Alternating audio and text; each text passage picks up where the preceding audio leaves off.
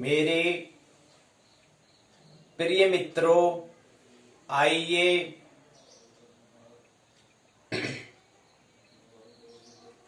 स्वाध्याय के 61वीं संस्कृत साहित्य की 18वीं संगणक प्रौद्योगिकी की 20वीं पाठशाला में आइए प्रवेश करें।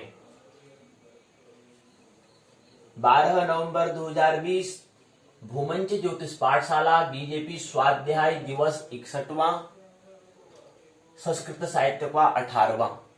हम जानते हैं उत्तराखंड मुक्त विश्वविद्यालय के पाठ्यक्रम पर यहाँ पर चर्चा करते हैं। उनके द्वारा निर्धारित जो पाठ्यक्रम है, सिलेबस है, उस पर हम बात करते हैं और साथ ही साथ हम यहाँ पर कुछ जीवन से संबंधित पाठ्यचर्या पर से भी संबंधित हम चर्चा करते हैं।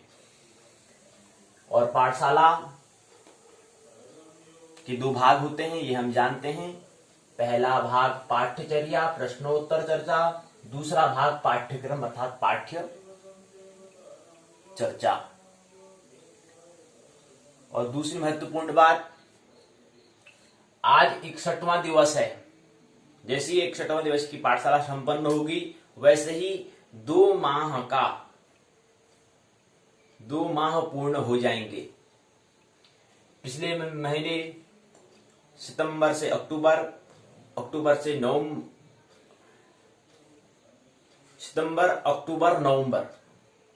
सितंबर 13 सितंबर से प्रारंभ हुआ था।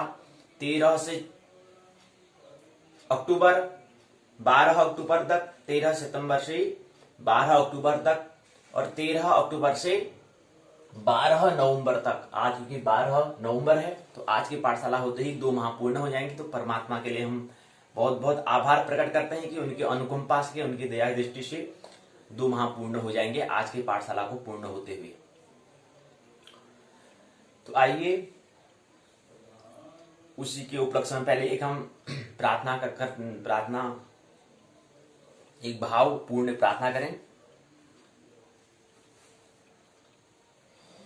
सृष्टि रचाने वाले कितना महान है तू, दाता दया के सागर, प्राणों का प्राण है तू। सृष्टि रचाने वाले कितना महान है तू, दाता दया के सागर, प्राणों का प्राण है तू। ऊंचे पहाड़ टीले दुल्हन से सज रही हैं, वो मौन बैठे पक्षी तुझी को निहार रही हैं।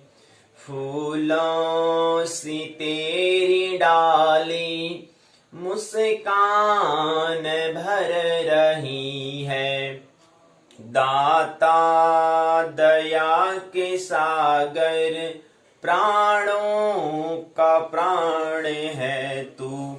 सृष्टि रचाने वाले कितना महान है तू।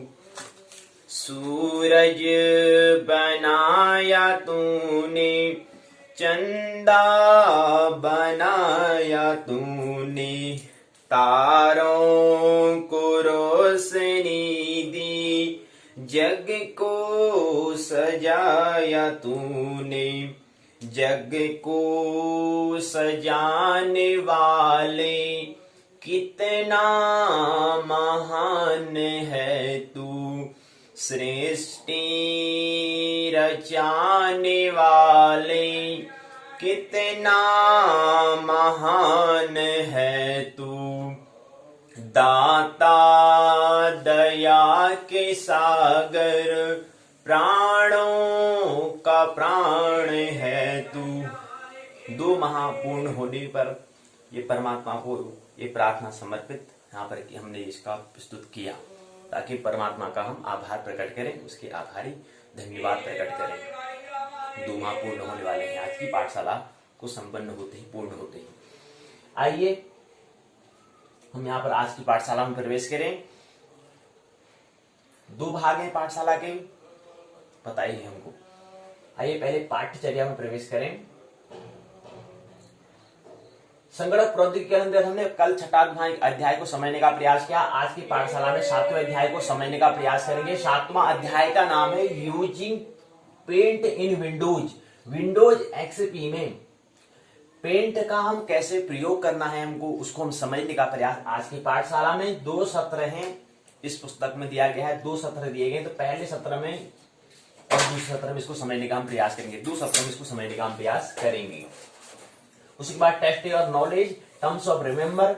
उसके बाद फिर यहाँ पर एक बात यहाँ पर हमने बताया था कि परमात्मा के आभारी हैं, कृपा परमात्मा की अनुकंपा है, कृपा से आज की पाठशाला का आज की जैसे ही पाठशाला संपूर्ण होगी, वैसे ही भूमंच ज्योतिष पाठशाला बीजेपी जो स्वाध्याय जो यूट्यूब द्वार है उसको क्या हो जाएंगे, 2 माह पूर्ण कर लेगा। ये स्वामी की अनुकंपा ही तो है, ये स्वामी की इच्छा ही तो है जो ये यहाँ पर कार्य संपन्न हो पा रहा है। तो बीजेपी प्रभु का आभार प्रकट करती है। बीजेपी स्वाध्याय क्या है, परमात्मा का आभार प्रकट करती है। फिर उसके बाद आइए यहाँ पर एक सूचना दूसरी है कि 3 दिवसीय दीपोत्सव कार्यक्रम का यहाँ पर आयोजन होने वाला है। 13 नवंबर, 14 नवंबर, 15 नवंबर 2020 दीपोत्सव 3 दिवसीय कार्यक्रम का भव्य आयोजन यहाँ पर बीजेपी स्वाध्याय द्वारा यहाँ पर आयोजित किया जा रहा है। कार्यक्रम जो होगा किस विषय पर होगा, वह है मनोशास्त्र अर्थात श्रीमद् भगवद गीता पर चर्चा होगी। 3 दिवसीय चर्चा होगी।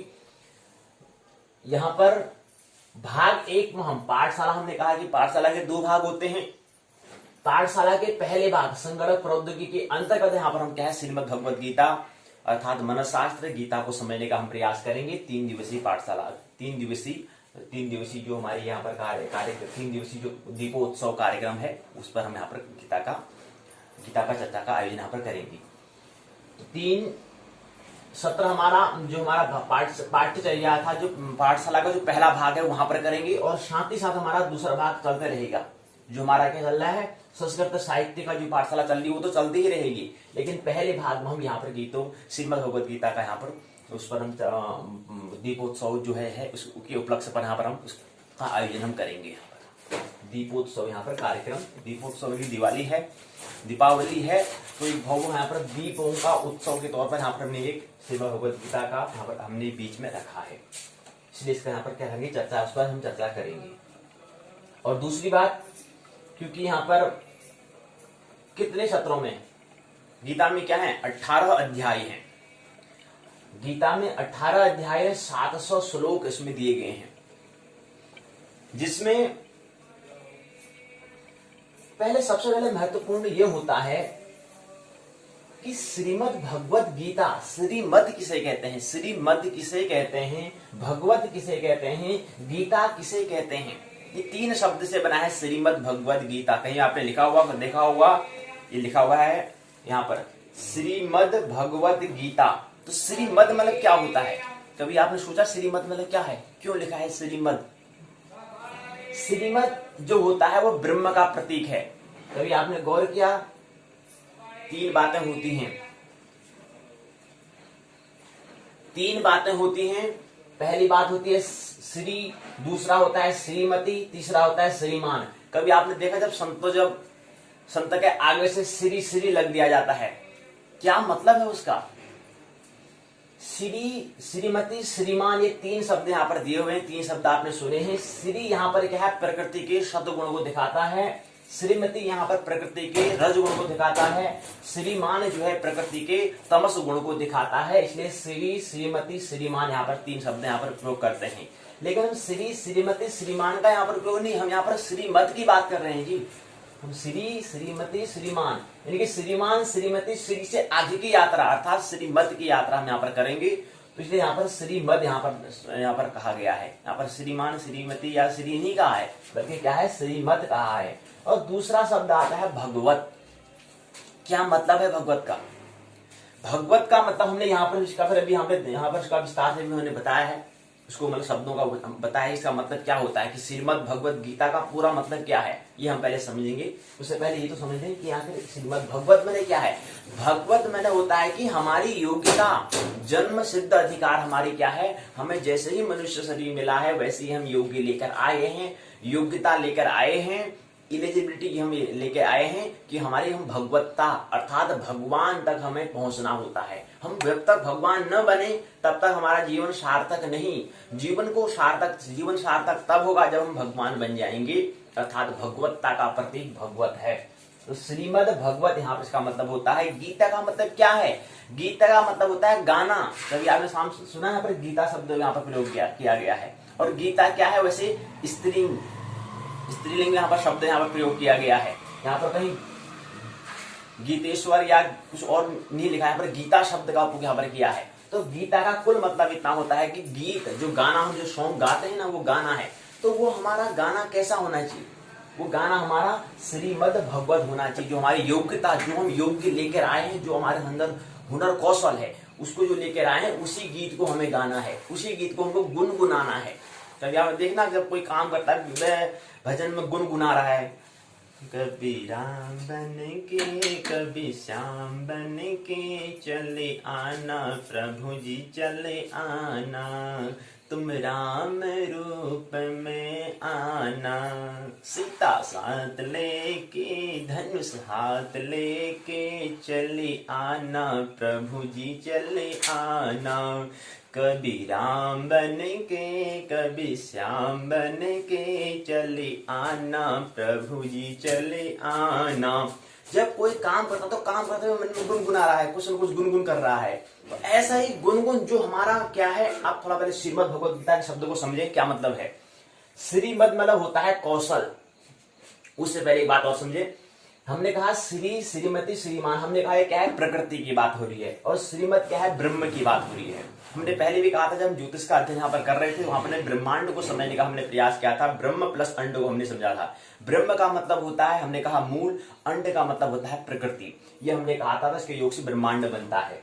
और फिर हमने कहा था कि प्रकृति के 3 गुण होते हैं, इसलिए हमने प्रकृति के 3 गुण श्री, श्रीमती, श्रीमान हमने कहा, सत्व रजतम, electron proton neutron, Brahma Vishnu Mahesh, जो हमने जो 3 कहा, ये प्रकृति के 3 गुण होते हैं। रूप भी कहा हमने, 2 रूप होते हैं, स्त्री पुरुष का हमने 2 रूप, उसकी भी हमने बात की थी। वही 2 रूप श्रीमती और श्रीमान यहाँ पर 2 रूप को भी दिखा रहा है। तो यहाँ पर हमने श्री जो है कौन से गुण को दिखा रहा है? श्री यहाँ पर नाभि स्थित अर्थात शतो गुण को दिखाता है। नाभि स्थित यहाँ पर बात होती है। नाभि के तल पर ही कोई व्यक्ति क्या, प्रकृति का जो तीसरा जो गुण, जो पहला शतो गुण जो है वो क्या है, नाभि तल, नाभि स्थित तल वहां पर का तल है। नाभि में जब हम स्थित हो जाते हैं तो हम शतोगुणी हो जाते हैं, अर्थात हम तब हमारे यहाँ पर क्या आती, कला आती है, तब हम कलाकार बन जाते हैं। और जब हम श्रीमती अर्थात हम कहते हैं हृदय के तल पर होते हैं, तो हमारे हृदय के तल पर यहाँ पर बात होती है श्रीमती का, तो हमारा काव्य का जन्म होता है जी, काव्य। जब मैं था तब हरि नहीं, अब हरि है मैं नाय। जब मैं था तब हरि नहीं, अब हरि है मैं नाय। क्या कह रहे हैं कबीर? तो ऐसे काव्य का जन्म यहाँ पर सृजन होता है जब हम हृदय के तल पर हो जाते हैं, अर्थात श्रीमती उसका प्रतीक है। उसका बात है श्रीमान। श्रीमान मतलब होता है जो मस्तिष्क के तल पर होता है, बुद्धि के तल पर होता है, तो वहां से हमारा कृति का जन्म होता है, सृजन होता है। तो इसलिए यहाँ पर 3 शब्द बने। प्राथमिक, कहां से हमें प्रार्थना, कहां से हमें यात्रा करनी होती है, कृति से। चलिए आइए हम कहते हैं कि श्री, श्रीमती, श्रीमान हमने कहा, तो श्री क्या है? श्री हमारे नाभि तल। हमने कहा था 3 स्तर होते हैं, एक मस्तिष्क होता है, एक हृदय होता है, एक नाभि होता है। 3 तल होते हैं, प्रमुख 3 तल। इन तीनों तल पर हमारा क्या है, क्योंकि 3 तल क्या है, प्रकृति के गुणों को दिखाते हैं। तो श्री जो है वो प्रकृति के नाभि स्थित तल है, जिसका हमें कभी ख्याल है ही नहीं। मुश्किल से 1% लोग को नाभि तल पर पता होता है, नाभि के बारे में कुछ ज्ञान होता है, जबकि सब पूरा जीवन का केंद्र और शरीर का केंद्र नाभि है, उसके बारे में ख्याल ही नहीं है। तो नाभि के तल पर भक्ति का जन्म होता है, कला का जन्म होता है, तब जाके हम कलाकार बनते हैं। उससे पहले कलाकार का सर्जन नहीं होता है। जब तक बिना नाभि के स्थित, बिना नाभि के तल पर जो तल है वहां तक बिना पहुंचे कलाकार का कला का जन्म नहीं होता है। कला का जन्म करने के लिए हमें नाभि स्थित होना पड़ेगा, वहां तक हमें पहुंचना होगा, उतनी गहराई तक हमें डुबकी लगानी पड़ेगी, उससे पहले नहीं। उसके बाद हमने श्रीमती कहा, तो यहाँ से नाभि स्थित यहाँ पर कला अर्थात भक्ति का जन्म यहाँ पर होता है। उसके बाद आता है श्रीमती। श्रीमती हमने प्रतीक कहा क्या है, प्रकृति के रूप को भी दिखा रहा है। श्रीमान प्रकृति के दो रूप दिखा रहा है, स्त्रीण और पौरुषता को दिखाता है, स्त्री और पुरुष। इसलिए यहाँ पर शब्द श्रीमती क्या है, स्त्री के लिए उपयोग किया जाता है। श्रीमान यहाँ पर पुरुष के लिए किया जाता है। वो केवल यही है कि प्रकृति के दो रूप को दिखाता है। तो श्री हमने यहाँ पर कह दिया। उसके बाद श्रीमती हमने कहा हृदय तल पर होता है, तो यहाँ से काव्य का जन्म होता है। जब हृदय के तल पर होता है तो काव्य का सृजन होता है। तो बड़े बड़े कवि कवित्री हमें यहाँ पर मिलते हैं, उनका सृजन यहाँ से होता है जब हम हृदय स्थित हो जाते हैं। प्रेम और ध्यान इसी के तल पर हम बात करते हैं। उसके बाद आता है श्रीमान। श्रीमान होता है मस्तिष्क, हमारा जो बुद्धि है इसके तल पर यह होता है। तो यहाँ से हमें कृति का जन्म होता है। आपने शब्द नाम सुना होगा प्रकृति। कभी आपने गौर किया कृति के आगे प्रकृति लगा है, तो वही कृति यहाँ पर होता है। अर्थात प्रकृति में प्र में क्या है, कृति के आगे प्र उपसर्ग लगा हुआ है, कृति के आगे उपसर्ग लगा है। उपसर्ग हमने कहा था कल भी बात की थी, उपसर्ग हमेशा आगे से लगते हैं, उस शब्द के आगे से, मतलब दाएं हाथ बाएं हाथ को लगता है, ये ख्याल में रखना चाहिए। बाएं हाथ को क्या लगता है, प्र लगा है। तो प्र मतलब होता है कृति से पहले जो था वो क्या है, प्रकृति है। अर्थात कृति काव्य और कला के पहले कौन था, प्रकृति थी। तो इसलिए हमने इसको प्रकृति कहा। ये तो तीन तल के हमारी बात हो चुकी है। इसका क्रम होता है मस्तिष्क, मस्तिष्क के बाद हृदय, हृदय के बाद नाभि। ये हमारी यात्रा होनी चाहिए। या हम जन्म से हमने बात भी की थी, जब हमारा जन्म होता है, जन्म से लेकर के जब गर्भाधान हुआ तब से लेकर के 7 वर्ष तक हमें नाभि स्थित हमें होना चाहिए। नाभि स्थित शिक्षा ऐसे कार्यक्रम होने चाहिए। फिर दूसरा हमने कहा था कि 7-8 वर्ष से लेकर के, 7 वर्ष हो गया, 8वां शुरू हो गया, 8 से लेकर के 14 वर्ष तक हमें क्या करना है, हृदय स्थित हमें होना है। वहां पर काव्य हमें काव्य का हमें जन्म करना है। तो काव्य हमें हृदय स्थित हमें होना है। प्रेम वहां पर हमें सीखना है। प्रेम किसे कहते हैं, भक्ति। भक्ति तो हमने पहले ही सीख ली 7 वर्ष में। प्रेम ध्यान क्या है, प्रेम ध्यान ये हमें 14 वर्ष तक हमें आ जाना चाहिए। लेकिन पता ही नहीं ध्यान भी कोई शब्द होता है जी, ध्यान के बारे में पता होना चाहिए। उसके बाद आता है श्रीमती। श्रीमान हमने शब्द बताया, तो श्रीमान मतलब क्या है, 14 वर्ष के बाद, 15 वर्ष से लेकर के 21 वर्ष तक बीच में कृति का मतलब हमें मस्तिष्क तथा विज्ञान का हमें जन्म करना होता है। इन तीन क्या है, प्रकृति के 3 गुण है। लेकिन प्रकृति के आगे भी कुछ होता है जी। प्रकृति के आगे होता है मूल अर्थात ब्रह्म होता है, और ब्रह्म का ही प्रतीक यहाँ पर श्रीमद शब्द प्रयोग किया गया है श्रीमद भगवत गीता में। और श्रीमद ब्रह्म अर्थात हमने कहा मूल को यहाँ पर दिखाता है, और मूल का मतलब यहाँ पर योग की हम यहाँ पर बात कर सकते हैं। तो श्रीमद यहाँ पर श्रीमद अर्थात जब ब्रह्म अर्थात जब हो जाते हैं तो यहाँ पर योग हम जुड़ जाते हैं, योग हो जाता है। तो इसलिए योग की यहाँ पर बात होती है। इसलिए कभी आप देखेंगे गीता के अंदर आपको मिल जाएगा सांख्य योग शब्द, आपने नाम सुना होगा, कर्म योग आपने नाम सुना होगा। क्या मतलब है उसका यही मतलब है, क्योंकि यहाँ जब उसका जो पुस्तक है, जो श्रीमद् भगवद गीता की जो पुस्तक जो है उसके बाहरी श्रीमद् लिखा है, तो वहां पर योग को वहां पर जोड़ने का काम, मिलने का काम वहां पर कराता है। इसलिए यहाँ पर हम देखते हैं कर्म योग, सांख्य योग, भक्ति योग, ये सब मार्ग वहां पर दिए गए हैं। तो इसलिए यहाँ पर श्रीमद् अर्थात ब्रह्म अर्थात योग को यह भाव दिखाता है। इसलिए यहाँ पर बहुत सारे मार्ग हैं, उसको यहाँ पर उन सब मिलते हैं। उसका मिलन कहाँ पर होता है, यहाँ पर दिखाता है। श्री होता है, श्रीमान होता है, श्रीमती होता है, ये सभी कहाँ पर मिलते हैं, योग में मिल जाते हैं अर्थात श्रीमद में मिल जाते हैं। ये हमने समझने का प्रयास यहाँ पर किया। और उसके बाद श्रीमद का मतलब होता है कि कौशलता, हमारी कौशल जो, हमारा जो स्किल जो है, हमारे अंदर जो स्किल जो हुनर जो हमारा संस्कार जो पड़ा है उसको दिखाता है ब्रह्म। वही हमारा ब्रह्म, वो जो हमारा मूल, जो हमारी आत्मा है, जो हमारी स्वतंत्रता है, जो हमारी निजता है, उसको, वो कौन सी है भाई, 3 प्रकृति के 3 गुणों के बाद प्रकृति त्रिगुणातीत जो है वह है श्रीमद। तो वो हमारा क्या है, कौशल को दिखाता है, हमारा स्किल को दिखाता है। तो कौशल, तो 4 बातें हुई, क्या क्या हुई, पहली बात कृति हुआ, दूसरा काव्य हुआ, तीसरा कला हुआ, चौथा कौशल हुआ। तो कौशल समझ में आ चुका है। कौशल योजना कई सरकार भी निकालती, तो कौशल का मतलब क्या है जी, कौशल का मतलब वही है जो हमारा मूल, जो हमारी आत्मा है उसका प्रतीक वो कौशल है। तो यहां से क्या बनता है, यहां से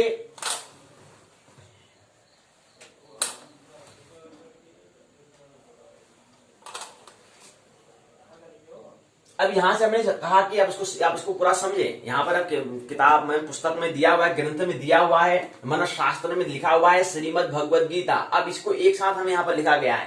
पहले श्रीमद् भगवद गीता, तीन को पहले समझने के लिए हम इसको अलग अलग हमें करना होगा। तो श्रीमद् मतलब होता है कौशल। क्या बनता है? कौशल, हमारा स्किल, जो हमारे अंदर, जो हमारी आत्मा है उसको दिखाता है, और जो हमारा ब्रह्म है, जो उसको ब्रह्म भी कह सकते हैं। और भगवत मतलब होता है योग्यता, जन्म सिद्ध अधिकार। जैसे ही हमारा मनुष्य शरीर में मिला वैसे ही हम योग्यता लेकर आगे हैं भगवत्ता का, अर्थात भगवान होने का। मनुष्य शरीर मतलब क्या है? तब सार्थक होता है जब हम भक्ति को, अर्थात भगवत्ता को, अर्थात आपने एक नाम सुना होगा, 2-3 शब्द आपने नाम सुने होंगे। कभी आपने नाम सुना होगा भव से भक्ति आती है, कभी आपने नाम सुना होगा भव से भगवान आता है, कभी आपने भव से नाम सुना होगा भगवत्ता आपने नाम सुनी होगी, और कभी आपने नाम सुना होगा भव से भाव भी होता है। ये बातें होती है। तो भाव का मतलब क्या है? हमारी भगवत्ता, हमारी योग्यता क्या है, हमारा उच्चतम, जो हमारी डेवलपमेंट का जो उच्चतम शिखर है वो क्या है? भगवत्ता है, अर्थात भगवान होने की है। जब तक हम भगवान नहीं होते तब तक हमारा जीवन सार्थक नहीं हो सकता है। तो उच्चतम शिखर, टॉप शिखर क्या है? भगवत्ता है, अर्थात भगवान है। तो योग्यता को यहाँ पर दिखाता है।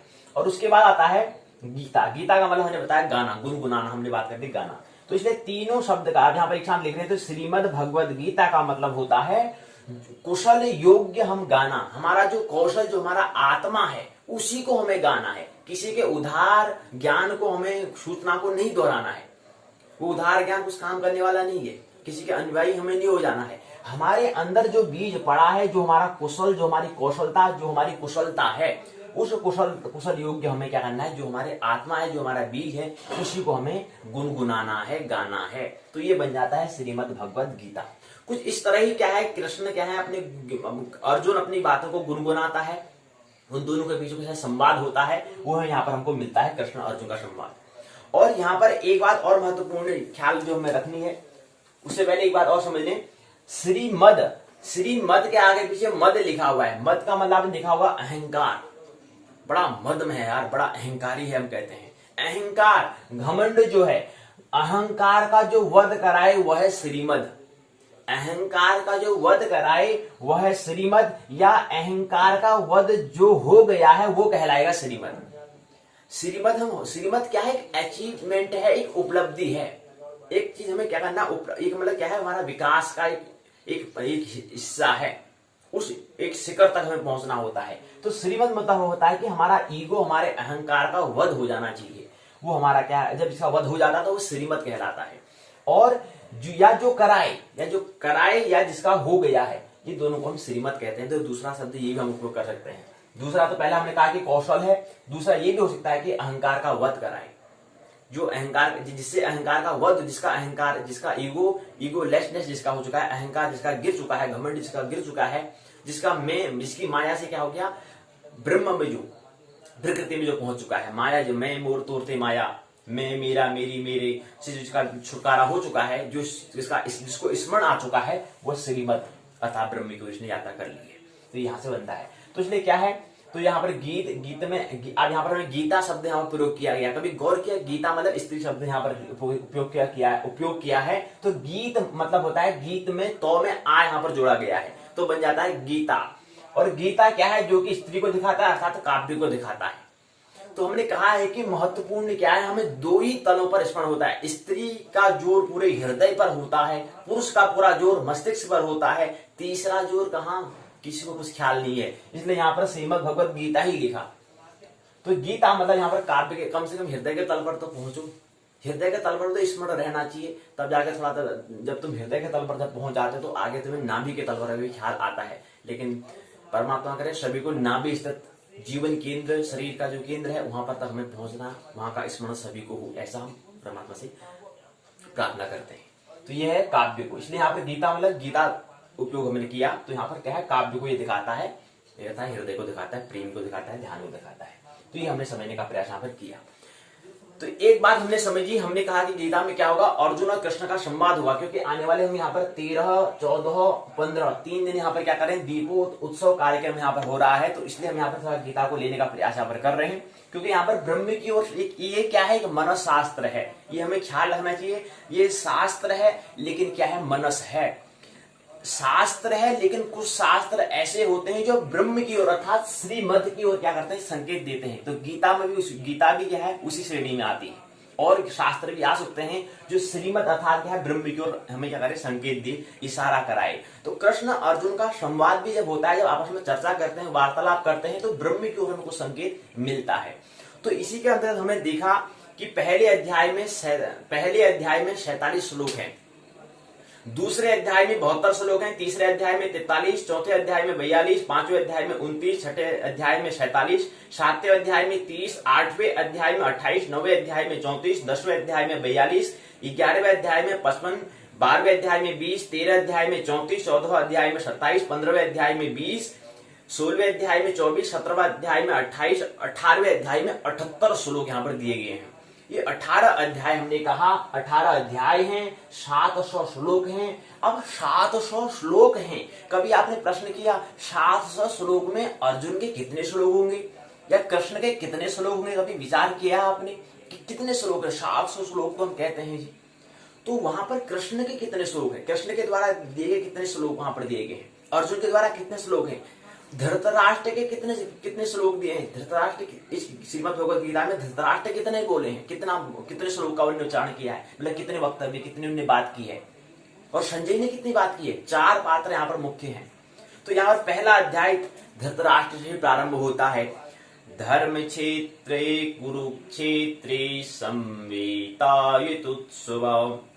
मामकाः पांडवाश्चैव किम कुर्वत संजय। तो धृतराष्ट्र यहाँ पर बोलते हैं, और धृतराष्ट्र केवल एक ही श्लोक बोलते हैं, 700 श्लोक में केवल एक ही श्लोक। और संजय कितना बोलते हैं?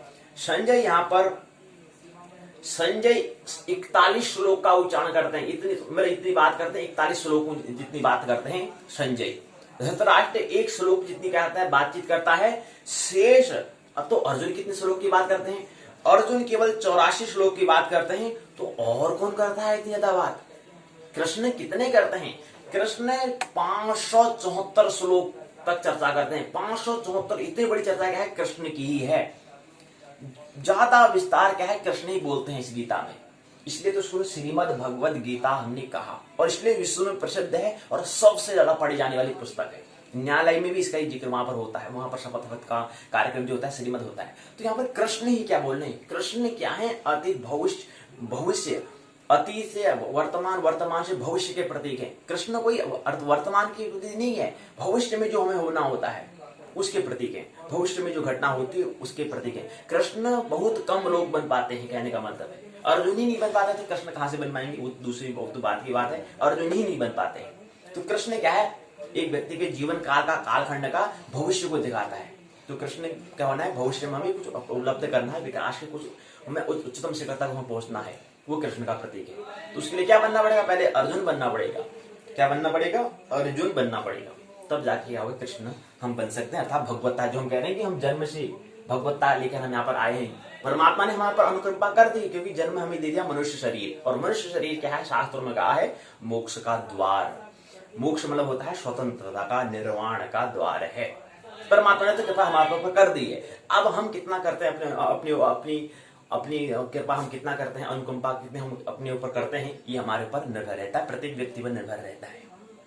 तो कृष्ण ने 574 श्लोकों की चर्चा की है। 574 श्लोक लग गए हैं अर्जुन को समझाने के लिए, इतनी बात यहाँ पर की गई है। तो ये हमें 18 अध्याय है, 700 श्लोक हैं। तो तीनों का योग, कृष्ण और अर्जुन के दोनों के श्लोकों का अगर योग करें तो 658 श्लोक बनते हैं। तो 658 श्लोक, जिसमें केवल अर्जुन ने 84 श्लोकों का क्या करा है, इतनी बात करी है। बाकी 574 क्या है, कृष्ण ने इतनी बड़ी बात की है। तो सबसे ज्यादा बात क्या की है, कृष्ण ने यहाँ पर की गई है। कृष्ण के द्वारा बातचीत की गई है, वहां पर वार्तालाप की गई है। संजय ने केवल 41 श्लोकों पर बात किया है, धृतराष्ट्र ने 1। संजय और धृतराष्ट्र के दोनों योग से 42 श्लोक बन जाते हैं।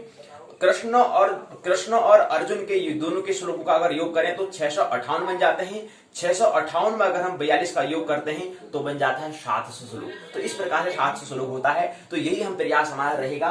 3 दिवसीय दीपोत्सव उत्सव कार्यक्रम जो है, जो हमें ब्रह्म हमें स्थित होना है, जो हम हैं, केवल हमें विस्मरण हुआ है, स्मरण के लिए हम यहाँ पर 3 दिवसीय दीपोत्सव कार्यक्रम करेंगे। प्रयास तो यह है कि 7 सत्रों में इसको समझने का हम प्रयास करें। पहले दिन हम नवंबर को हम 2 सत्रों का आयोजन यहाँ पर करेंगे, सुबह का सत्र और दिन का सत्र, 2 सत्र का आयोजन यहाँ पर करेंगे। उसके बाद फिर हम यहाँ पर 13 के बाद 14 को दिवाली है, दीपोत्सव है, तो वहां पर हम 3 सत्रों का यहाँ पर आयोजन करेंगे। 3 सत्र सुबह, दोपहर और शाम को यहाँ पर हम 3 सत्रों में क्या करेंगे, श्रीमद् भगवत गीता के कुछ संकेत को लेने का हम प्रयास करेंगे। जो ब्रह्म की ओर संकेत कुछ मिले हैं उसको हम यहाँ पर करेंगे। वो करेंगे हम 14 नवंबर को, 14 नवंबर 2020 उनकी दिवाली के दिन। उसके बाद 15 नवंबर को हम फिर 2 सत्रों का आयोजन करेंगे। 2 सत्र का वही सुबह और दोपहर की यहाँ पर बात करेंगे, शाम की यहाँ पर बात करेंगे, तो 2 सत्र यहाँ पर होंगे। तो पहले दिन में 2 सत्र, दूसरे दिन में 3 सत्र, तीसरे दिन में 2 सत्र, 2 + 3 + 2 मतलब 7 सत्र होते हैं। तो यहाँ पर हम कहेंगे 18 अध्याय को, 700 श्लोकों को 7 सत्रों में समझने का हम केवल ज्यादा विस्तार से बात नहीं करेंगे, क्योंकि हमारे पास समय बहुत कम होगा, विस्तार से बात नहीं कर पाएंगे, लेकिन कुछ बातें ऐसा करेंगे कि कुछ हमें संकेत मिल जाए। तो संक्षिप्त में बात करने का प्रयास हम करेंगे। प्रयास तो ये रहेगा कि 7 श्लोकों का उच्चारण करें, उसका अर्थ समझें, कुछ संकेत देने का हम प्रयास करेंगे। हमारी तो यही इच्छा है कि पूरी हम उस पर क्या करें, बात करें, क्योंकि बात करना अनिवार्य है, क्योंकि ब्रह्म में हमें स्थित होना है और विकास को हमें उच्चतम शिखर तक हमें पहुंचना है। तो एक महत्वपूर्ण, बहुत अच्छा बहुत महत्वपूर्ण यहाँ पर बात होती है। ब्रह्म में संकेत कुछ मिल जाए तो कुछ हमें क्या पता, इसी जब आपस में जब चर्चा कर रहे होंगे, क्या पता हमें कुछ स्मरण हमें हो जाए, अपनी आत्मा का स्मरण हो जाए, हमें बात ख्याल में, याददाश्त हमें आ जाए, रिमेम्बर हमें हो जाए, इसलिए यहाँ पर चर्चा का आयोजन कर रहे हैं। और दूसरा क्या है, दीपोत्सव है, दीपावली है, समझती हैं, तो दीपों का यहाँ पर कर रहे हैं, तो इसलिए अपने अंतर समझे जो दिया है वो भी जले। कुछ इस तरह से हम कार्यक्रम का आयोजन कर रहे हैं। 3 दिवसीय कार्यक्रम रहेंगे, 7 सत्रों में 700 श्लोकों को समझने का प्रयास करेंगे। प्रयास तो संक्षिप्त में ही रहेगा, विस्तार से तो हो नहीं पाएगा, लेकिन फिर भी इसको लेने का हम प्रयास करेंगे कि इसको अधिक से अधिक समझने का हम प्रयास करेंगे। तो 700 श्लोकों का प्रयास, देखते हैं कितना समय जाता है, लेकिन प्रयास तो यही करके जा रहे हैं, यही प्रयास रहेगा कि 700 श्लोकों उनका अर्थ को लेने का प्रयास करें, उच्चारण करेंगे और उसका करेंगे, उनके अर्थ को लेने का प्रयास करेंगे। देखते हैं अब परमात्मा की कृपा क्या होती है। तो ये हमारा यहाँ पर हमें सूचना है, हमें ऑर्डर यहाँ पर दिया गया है, तो सूचना आदेश हमें दिया गया है, तो आदेश का पालन हमें करना है। तो 3 दिवसीय यहाँ पर दीपोत्सव कार्यक्रम होगा, ये हम पहले से आपको सूचना यहाँ पर जानकारी दे रहे हैं। अब आइए, और हमने बताया कि धृतराष्ट्र ने एक ही श्लोक का उच्चारण किया था, धृतराष्ट्र उवाच धर्म क्षेत्रे कुरुक्षेत्रे संवेदितोत्सव मामका पांडवस्यैव किम कुर्वत संजय। हे संजय, बताओ क्या हो रहा है।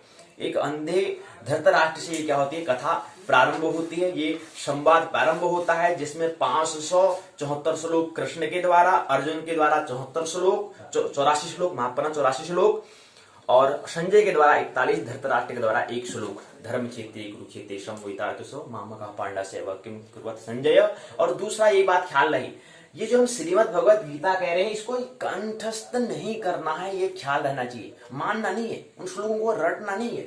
हमने कहा है कि केवल ये ब्रह्म की ओर संकेत कर रहे हैं, ब्रह्म है ऐसा नहीं, क्योंकि शब्दों में कोई ब्रह्म को हम नहीं ला सकते, ये हमें ख्याल रखना चाहिए। निःशब्द है ब्रह्म, केवल कुछ हमें मनस के तल पर, इसलिए इसको मनस शास्त्र हम इसको कह रहे हैं, मनस तल पर। मन कोई भी बात, शिक्षा की पूरी क्या है, मनस तल पर होती है। किसी से को भी हम अगर बात करेंगे तो पूरी मन की तल पर होती है। प्रेम में अगर हम कुछ को अगर बात करना है तो शब्द का, बिना शब्द उपयोग करे भी हम बात कर सकते हैं जी।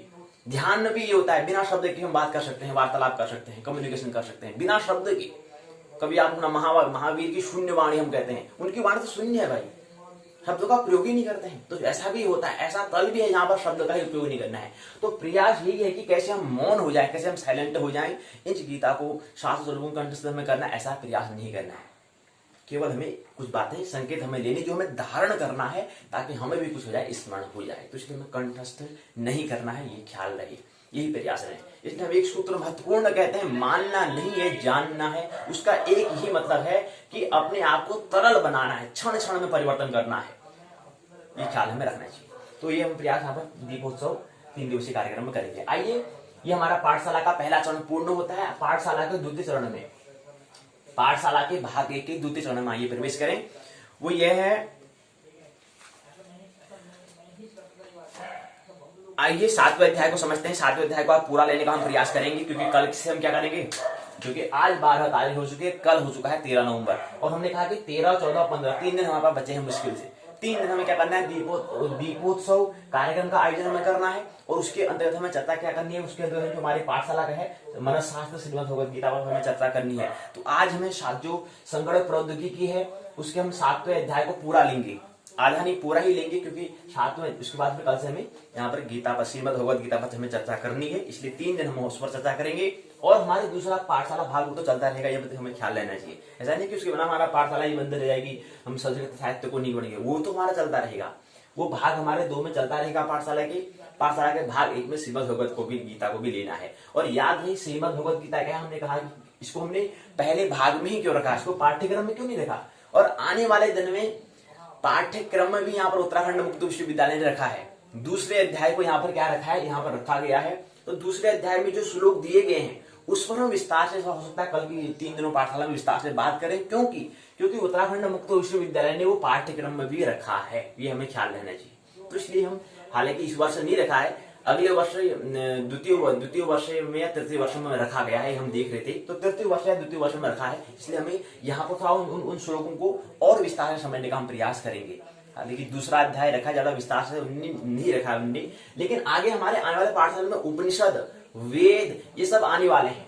तो जो आने वाले ही हैं, और सबसे सभी क्या है, उपनिषदों का सार क्या है, श्रीमद् भगवद गीता है, इसलिए इसका यहाँ पर प्रयोजन रखने का ये भी प्रयोजन है, ये भी कारण है हम इसको आयोजन करने का। और दूसरा दीपोत्सव है, इसलिए हमने ये भी रखने का कारण है। और दूसरा पाठ्यचर्या है, प्रश्न पूछा गया था, आदेश दिया, ऑर्डर दिया, तो उसका पालन करना ही होगा जी, इसलिए हमने यहाँ पर रखा। आइए आप चरण 2 में प्रवेश करें। तो संगणक प्रौद्योगिकी हमने कहा कि आज पूरे अध्याय को हम लेंगे। तो संगणक प्रौद्योगिकी के अंतर्गत हम 7वें अध्याय क्या है, using paint in Windows XP में पेंट का हमें कैसे उपयोग करना है, आइए इसको समझें।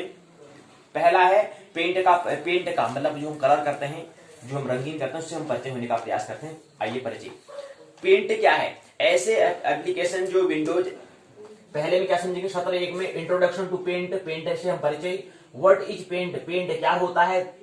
दूसरा बिंदु हमारा रहेगा पेंट इंटरफेस के घटक, components of the paint interface. उसके बाद तीसरा चरण रहेगा ड्राइंग करना, कला, चित्र बनाना, drawing a free formal line जो है, उस फॉर्मल लाइन में क्या करनी है, ड्राइंग हमें करनी है। एक फ्री फॉर्म रेखा हमें खींचना है, उसको जब हम कला बनाते हैं, कोई चित्र बनाते हैं, कोई तस्वीर बनाते हैं, कोई आकृति बनाते हैं, उसी को हम यहाँ पर, अब ये हम यहाँ पर कोई कॉपी में या कोई कॉपी पेन से नहीं करेंगे, हम थोड़ा कंप्यूटर में कैसे खींचना है उसको हम समझने का प्रयास यहाँ पर कर रहे हैं। तो थोड़ा यहाँ पर भाषा, उसको ड्राइंग उसको कहते हैं, आकृति हम बना रहे हैं। एक हाथ से आकृति होता है, एक बटन के माध्यम से, यांत्रिक इलेक्ट्रॉनिक माध्यम से बना रहे हैं आकृति को, क्योंकि हम यहाँ पर कंप्यूटर टेक्नोलॉजी की यहाँ पर बात कर रहे हैं। टेक्नोलॉजी में यहाँ पर चित्र कैसे बनाना है, कोई आकृति कैसे बनानी है, उसको समझने का प्रयास यहाँ पर करें। तो एक फ्री फॉर्म रेखा में खींचना है। उसके बाद आता है कि इरेजिंग दी ड्राइंग को मिटाना, कैसे उसको मिटाते हैं, कैसे इसको डिलीट करते हैं, इसको समझने का प्रयास यहाँ पर करेंगे चौथे बिंदु में। And small area and large area, small मतलब छोटा और लार्ज मतलब होता है बड़ा, बिग। बड़ा और छोटा क्षेत्र को कैसे हमें मिटाना है, उसको कैसे मिटाते हैं, जो चित्र हमने बना दिया, जो हमने आकृति बना दी, उसको कैसे मिटाना है, ये हम चौथे बिंदु में समझने का प्रयास करेंगे। 5वां बिंदु रहेगा सेविंग एड ड्राइंग, जो हमने चित्रकला हमने जो करी, जो आकृति हमने बनाई, उसको हम कैसे रक्षित करेंगे, कैसे इसको सेव करेंगे, ये हम समझने का प्रयास 5वें बिंदु में सत्र 1 के अंतर्गत। 6था है सेव एवं कमांड का हम प्रयोग कैसे करते हैं, ये समझने का प्रयास। 7वां बिंदु नई फाइल को बनाना, नई फाइल उसको कैसे बनाते हैं, कैसे क्रिएट करते हैं, ये बनाने का प्रयास यहाँ पर 7वें बिंदु में समझने का, 7वें टर्म्स में, 7वें तथ्य में समझने का प्रयास करेंगे सत्र 1 के और अध्याय 7वें के अंतर्गत। दूसरा सत्र है वर्किंग विथ पेंट, चित्रकला के साथ कैसे हम कार्य करते हैं, कैसे हम वर्क करना चाहिए, कैसे कार्य करना चाहिए, हम समझने का प्रयास सत्र 2 के अंतर्गत पहला बिंदु। दूसरा बिंदु है drawing a picture using brush tool, brush जो होता है, जो कहते हैं वही ब्रश है, ब्रश टूल की सहायता से। अब वहां पर आप थोड़ा देखें, वहां पर यहाँ पर हम ब्रश जैसे दांत मंजन करते हैं, ऐसा ब्रश हमको नहीं मिलेगा वहां पर। हमें इलेक्ट्रॉनिक, क्योंकि हम कंप्यूटर की यहाँ पर टेक्नोलॉजी की बात करें, तो वहां पर हमें उस ब्रश का नाम है ब्रश टूल यहाँ पर दिया गया है। तो उसको टूल के माध्यम से भी आपने देखा कि हम अपनी आकृतियों से बनाते हैं, वो कैसे बनता है उसी को हम समझने का प्रयास यहाँ पर करेंगे। उसकी सहायता से चित्र को कैसे बनाया जाता है ये हम यहाँ पर दूसरे बिंदु पर। तीसरा बिंदु है setting for ground and background colours. चित्र तथा चित्र के पीछे रंग को चुनना अर्थात व्यवस्थित कैसे करते हैं, कैसे इसको एडजस्ट करते हैं, ये हम समझने का प्रयास तीसरे बिंदु में। चौथे में ड्राइंग कलरिंग कैसे करते हैं, आकृति में कैसे रंग भरते हैं, कैसे रंग डाला जाता है, कोई आकृति कोई चमके हमें कैसे दिखाई देती है। कभी आपने देखा कि हम कंप्यूटर में हमें जो तस्वीर मिलती है उसको कैसे कलर रंगीन कैसे किया जाता है, वो कलर फुल कैसे किया जाता है, उसको हम समझने का प्रयास यहाँ पर कर रहे हैं। तो कलर कैसे किया, पहले किसी कलाकार ने उसको चित्र तो बनाया होगा, फिर किसी ने इसको पेंट भी किया, रंगीन भी किया होगा, वो कैसे बन गया रंगीन, उसको हम समझने का प्रयास यहाँ पर करेंगे। ड्राइंग कलरिंग कैसे जो कलर रंगीन करना है समझने का प्रयास यहाँ पर चौथे बिंदु में सत्र दूसरे के अंतर्गत। सत्र दूसरे के अंतर्गत पांचवा बिंदु रहेगा फिल विद कलर टूल का प्रयोग हमें करना है। छठा बिंदु रहेगा एयर ब्रश टूल का प्रयोग करना है। सातवां बिंदु रहेगा पहले से बनी हुई फाइल को कैसे खोलते हैं, ये हम प्रयास कर रहेंगे। सातवें बिंदु में पहले से बनी हुई फाइल को खोलना। उसका आठवां रहेगा पेंटिंग ए पिक्चर, चित्र को कैसे रंगीन करना है ये हम समझने का प्रयास यहाँ पर करेंगे। उसके बाद नवा है एग्जिस्टिंग पेंट, मतलब सजावट से बाहर। एग्जिस्ट मतलब बाहर कैसे हमें एग्जिस्ट करना, कैसे बाहर निकलना है। कभी आपने देखा होगा किसी द्वार पर लिखा है कि बाहर जाने का रास्ता यहाँ है। कभी हॉस्पिटल में, कभी अस्पताल में, कभी गौर से देखें, जीवन को गौरपूर्वक ध्यानपूर्वक देखें तो वहां पर लिखा होता है एग्जिस्टिंग, मतलब बाहर का जाने वाला द्वार ये है, दरवाजा ये है, यहाँ से आप बाहर जाते हैं। तो ऐसे एग्जिस्टिंग पेंट सजावट से जो हम कर रहे थे, हम जो कलर रंगीन बना रहे थे, इससे बाहर हमें कैसे आना है ये हम समझने का प्रयास करेंगे। और यहीं पर using paint in Windows XP, Windows XP में कैसे पेंट, कैसे हम रंगीन, कैसे हमें कलर बनाना है, कैसे जो चित्र हमने बनाया उसको कैसे हमें रंगीन करना है, इसका कैसे उपयोग हम कैसे करेंगे, कैसे हम उपयोग मतलब किस प्रकार से करना होता है, किस प्रकार से हम करेंगे, उसको हम समझने का प्रयास 7वें अध्याय में कर रहे हैं। उसके बाद टेस्ट और नॉलेज, अपने ज्ञान को, अपनी जानकारी को हमें परखना है। उसके बाद टर्म्स ऑफ रिमेंबर, जो हमें याद रखना, कुछ स्मरणीय तथ्य हैं जो हमें याद रखने हैं, ये हमें ख्याल रखना चाहिए। बाकी हमने 13/9/2020, 12/10/2020 तक एक महीना हो चुका था, और 13/10/2020 से 12/11/2020 के 31 दिन के सफर में 30 और 31 के योग से 61 दिवस बन जाता है। तो आज की पाठशाला क्या है, 61वीं पाठशाला का आयोजन यहाँ पर हो रहा है। 61वीं पाठशाला चल रही है वर्तमान में। तो इस दिन 30 और 31 की 2 महीने पूरे होने वाले हैं, ये कह सकते हैं। आज की पाठशाला पूर्ण हो जाएंगी पूर्ण परमात्मा की अनुकंपा से। तो आइए अब हम यहाँ पर इसको समझिए। तो व्हाट इज पेंट क्या है। पेंट ऐसे एप्लीकेशन जो विंडोज ऑपरेटिंग सिस्टम के साथ ही इसके भाग, ऐसे एप्लीकेशन जो विंडोज ऑपरेटिंग सिस्टम के साथ ही इसके भाग की तरह होते हैं, जैसे पेंट, नोटपैड, वर्डपैड और कैलकुलेटर आदि एसेसरीज कहलाते हैं। पेंट एक ऐसा सॉफ्टवेयर एप्लीकेशन होता है जिसका प्रयोग चित्रों को बनाने, रंग भरने, संशोधित करने तथा चित्र में टेक्स्ट जोड़ने आदि में होता है। यह Microsoft Windows XP operating system के साथ मुफ्त में प्राप्त होता है। इसकी सहायता से आप साधारण चित्र और कठिन चित्र जैसे कि खेल दिवस की उद्घोषणा के पोस्टर, स्कूल कैंटीन के लिए मेन्यू चार्ट आदि बना सकते हैं। अब आप एक चित्र बनाना सीखेंगे जो कि बीज के जमने की प्रक्रिया को दर्शाता है। यहाँ पर हम थोड़ा वृक्ष को बनाने का यहाँ पर प्रयास करेंगे। यहाँ पर हमें वृक्ष का चित्र कैसे बनाना है उसको समझने का प्रयास यहाँ पर इस पुस्तक के माध्यम से द्वारा दिया गया है। तो कैसे बीज को बनाया उसकी यहाँ पर बात कर रहे हैं। अब आप एक चित्र बनाना सीखेंगे जो कि बीज के जन्मने की प्रक्रिया को दर्शाता है। मान लीजिए आप एक अध्यापक हैं, एक आप टीचर हैं, तब निम्नलिखित चित्रों की सहायता से आप विद्यार्थियों को बीज के जमने की प्रक्रिया के बारे में बताते हैं। मान लीजिए कि आप अध्यापक हैं, ऐसा कहते हैं। तो रंगीन पेंट करने के लिए पेंट के साथ शुरुआत हमें करना है। तो सबसे पहले स्टार्ट हमें करना होगा। स्टार्ट का जो बटन है उसको हमें दबाना होगा। उसके बाद ऑल प्रोग्राम से हमें जाना होगा। उसके बाद एसेसरीज जो है उसमें जाना होगा। उसके बाद हमें पेंट पर हमें क्लिक करना होगा। तो पेंट जब क्लिक करेंगे तो ये हमें खुला हुआ मिल जाएगा। ये तस्वीर में यहाँ पर दिखाया गया है। इससे पेंट खुल जाता है। ये हमें यहाँ पर करके दिखाया गया है इस तस्वीर में, चित्र में, इस आकृति में। इसके बाद आगे होता है फिर दूसरा चित्र में भी दिखाया कि टूल बॉक्स यहाँ पर दिया गया है। टूल बॉक्स है, ये मेन्यू बार यहाँ पर दिया गया है, ये टाइटल बार यहाँ पर, ये टाइटल बार है, ये टाइटल बार है, ये मेन्यू बार है। और ये टूल बॉक्स हमको यहाँ पर दिया गया है। ये है जो यहाँ पर डब्बे डब्बे दिखाई दे रहे हैं, खाने यहाँ पर दिखाई दे रही है, कलर बॉक्स हैं। और ये जो बीच में जो खाली जो एरिया यहाँ पर दिया गया है, जो यहाँ पर हमें दिख रहा है सफेद सफेद, ये क्या है, ड्राइंग एरिया है। यहाँ पर हमें आकृति ड्राइंग हमें करनी, कुछ हमें कला, कुछ आकृति हमें कुछ बनानी, कुछ चित्र हमें यहाँ पर तस्वीर हमें बनानी है, कुछ आकृति हमें बनानी है, उसके लिए यहाँ पर रिक्त स्थान दिया गया है। इसके बाद दूसरा बिंदु आता है पेंट इंटरफेस के भाग, components of the paint interface. जब आप पेंट एप्लीकेशन को खोलते हैं तब एक रिक्त पेंट की विंडो दिखाई देती है। पेंट इंटरफेस के विभिन्न भाग होते हैं निम्नलिखित। पहला आता है टाइटल बार, जो हमने देखा है टाइटल बार यहाँ होते हैं। किसके होते हैं? पेंट इंटरफेस के भाग होते हैं। प्रश्न पूछा जा सकता है कि components of paint interface, components में होता है घटक, of the paint interface, interface जो है उसके भाग क्या है, उसके कंपोनेंट से घटक क्या है।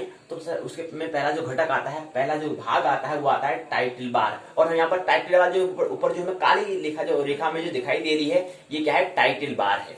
ये वाली रेखा यहाँ पर दिखा रखा ना, मैं चिन्ह के माध्यम से एरो यहाँ पर दिखा गया, तो ये क्या है, टाइटल बार को दिखा रहा है। तो ये क्या है, पेंट इंटरफेस के भाग के कंपोनेंट से घटक है। उसके बाद दूसरा आता है मेन्यू बार। मेन्यू बार ठीक इसके जो बाहर की काली जो बड़ी काली जो रेखा है जो खींची गई है, वो क्या है, टाइटल बार है, ये जो बाहर से खींची गई है। उसके बाद दूसरी जो मध्य में के बाद गैप के बाद अंतराल के बाद फिर दूसरी रेखा यहाँ पर खींची गई, ये क्या है, मेन्यू बार है। दूसरा भाग आता है मेन्यू बार। टाइटल बार चित्र तथा एप्लीकेशन के नाम को प्रदर्शित करता है। अब टाइटल बार है क्या, टाइटल बार क्या है, चित्र तथा एप्लीकेशन का नाम को क्या करता है, प्रदर्शित करता है, व्यक्त करता है। दूसरा मेन्यू बार किसे कहते हैं? मेन्यू बार टाइटल बार के नीचे स्थित होता है। देखो ऊपर से यहाँ पर क्या दिया है, हमें टाइटल बार दिया है, उसके नीचे क्या है, मेन्यू बार यहाँ पर दिया गया है। ये वाला ये क्या है, मेन्यू बार दिया गया है। मेन्यू बार क्या है, टाइटल बार के नीचे स्थित होता है। यह मेन्यू की सूची को प्रदर्शित करता है, जैसे कि file, edit, view, image, colours और हेल्प यहाँ पर दिया गया है। ये बातें होती है। प्रत्येक मेन्यू कमांड के समूह को प्रदर्शित करता है, जिसे मेन्यू आइटम्स हम कहते हैं, आइटम्स इसको हम कहते हैं। जब आप मेन्यू में स्थित कमांड पर क्लिक करते हैं तब उससे संबंधित कार्य पेंट कार्यान्वित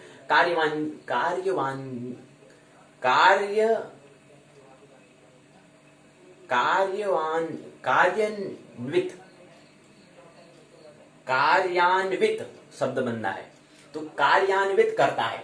तीसरा आता है टूल बॉक्स। टूल बॉक्स कहां पर, टूल बॉक्स यहाँ पर दिया गया है, जो हम पहले बात करते हैं वही यहाँ पर समझाने का प्रयास। टूल बॉक्स में बटनों का समूह होता है, प्रत्येक बटन पर उसका संकेत होता है, प्रत्येक बटन का टूल होता है, जिसको आप अपने चित्र बनाने में प्रयोग कर सकते हैं। टूल का मतलब क्या है?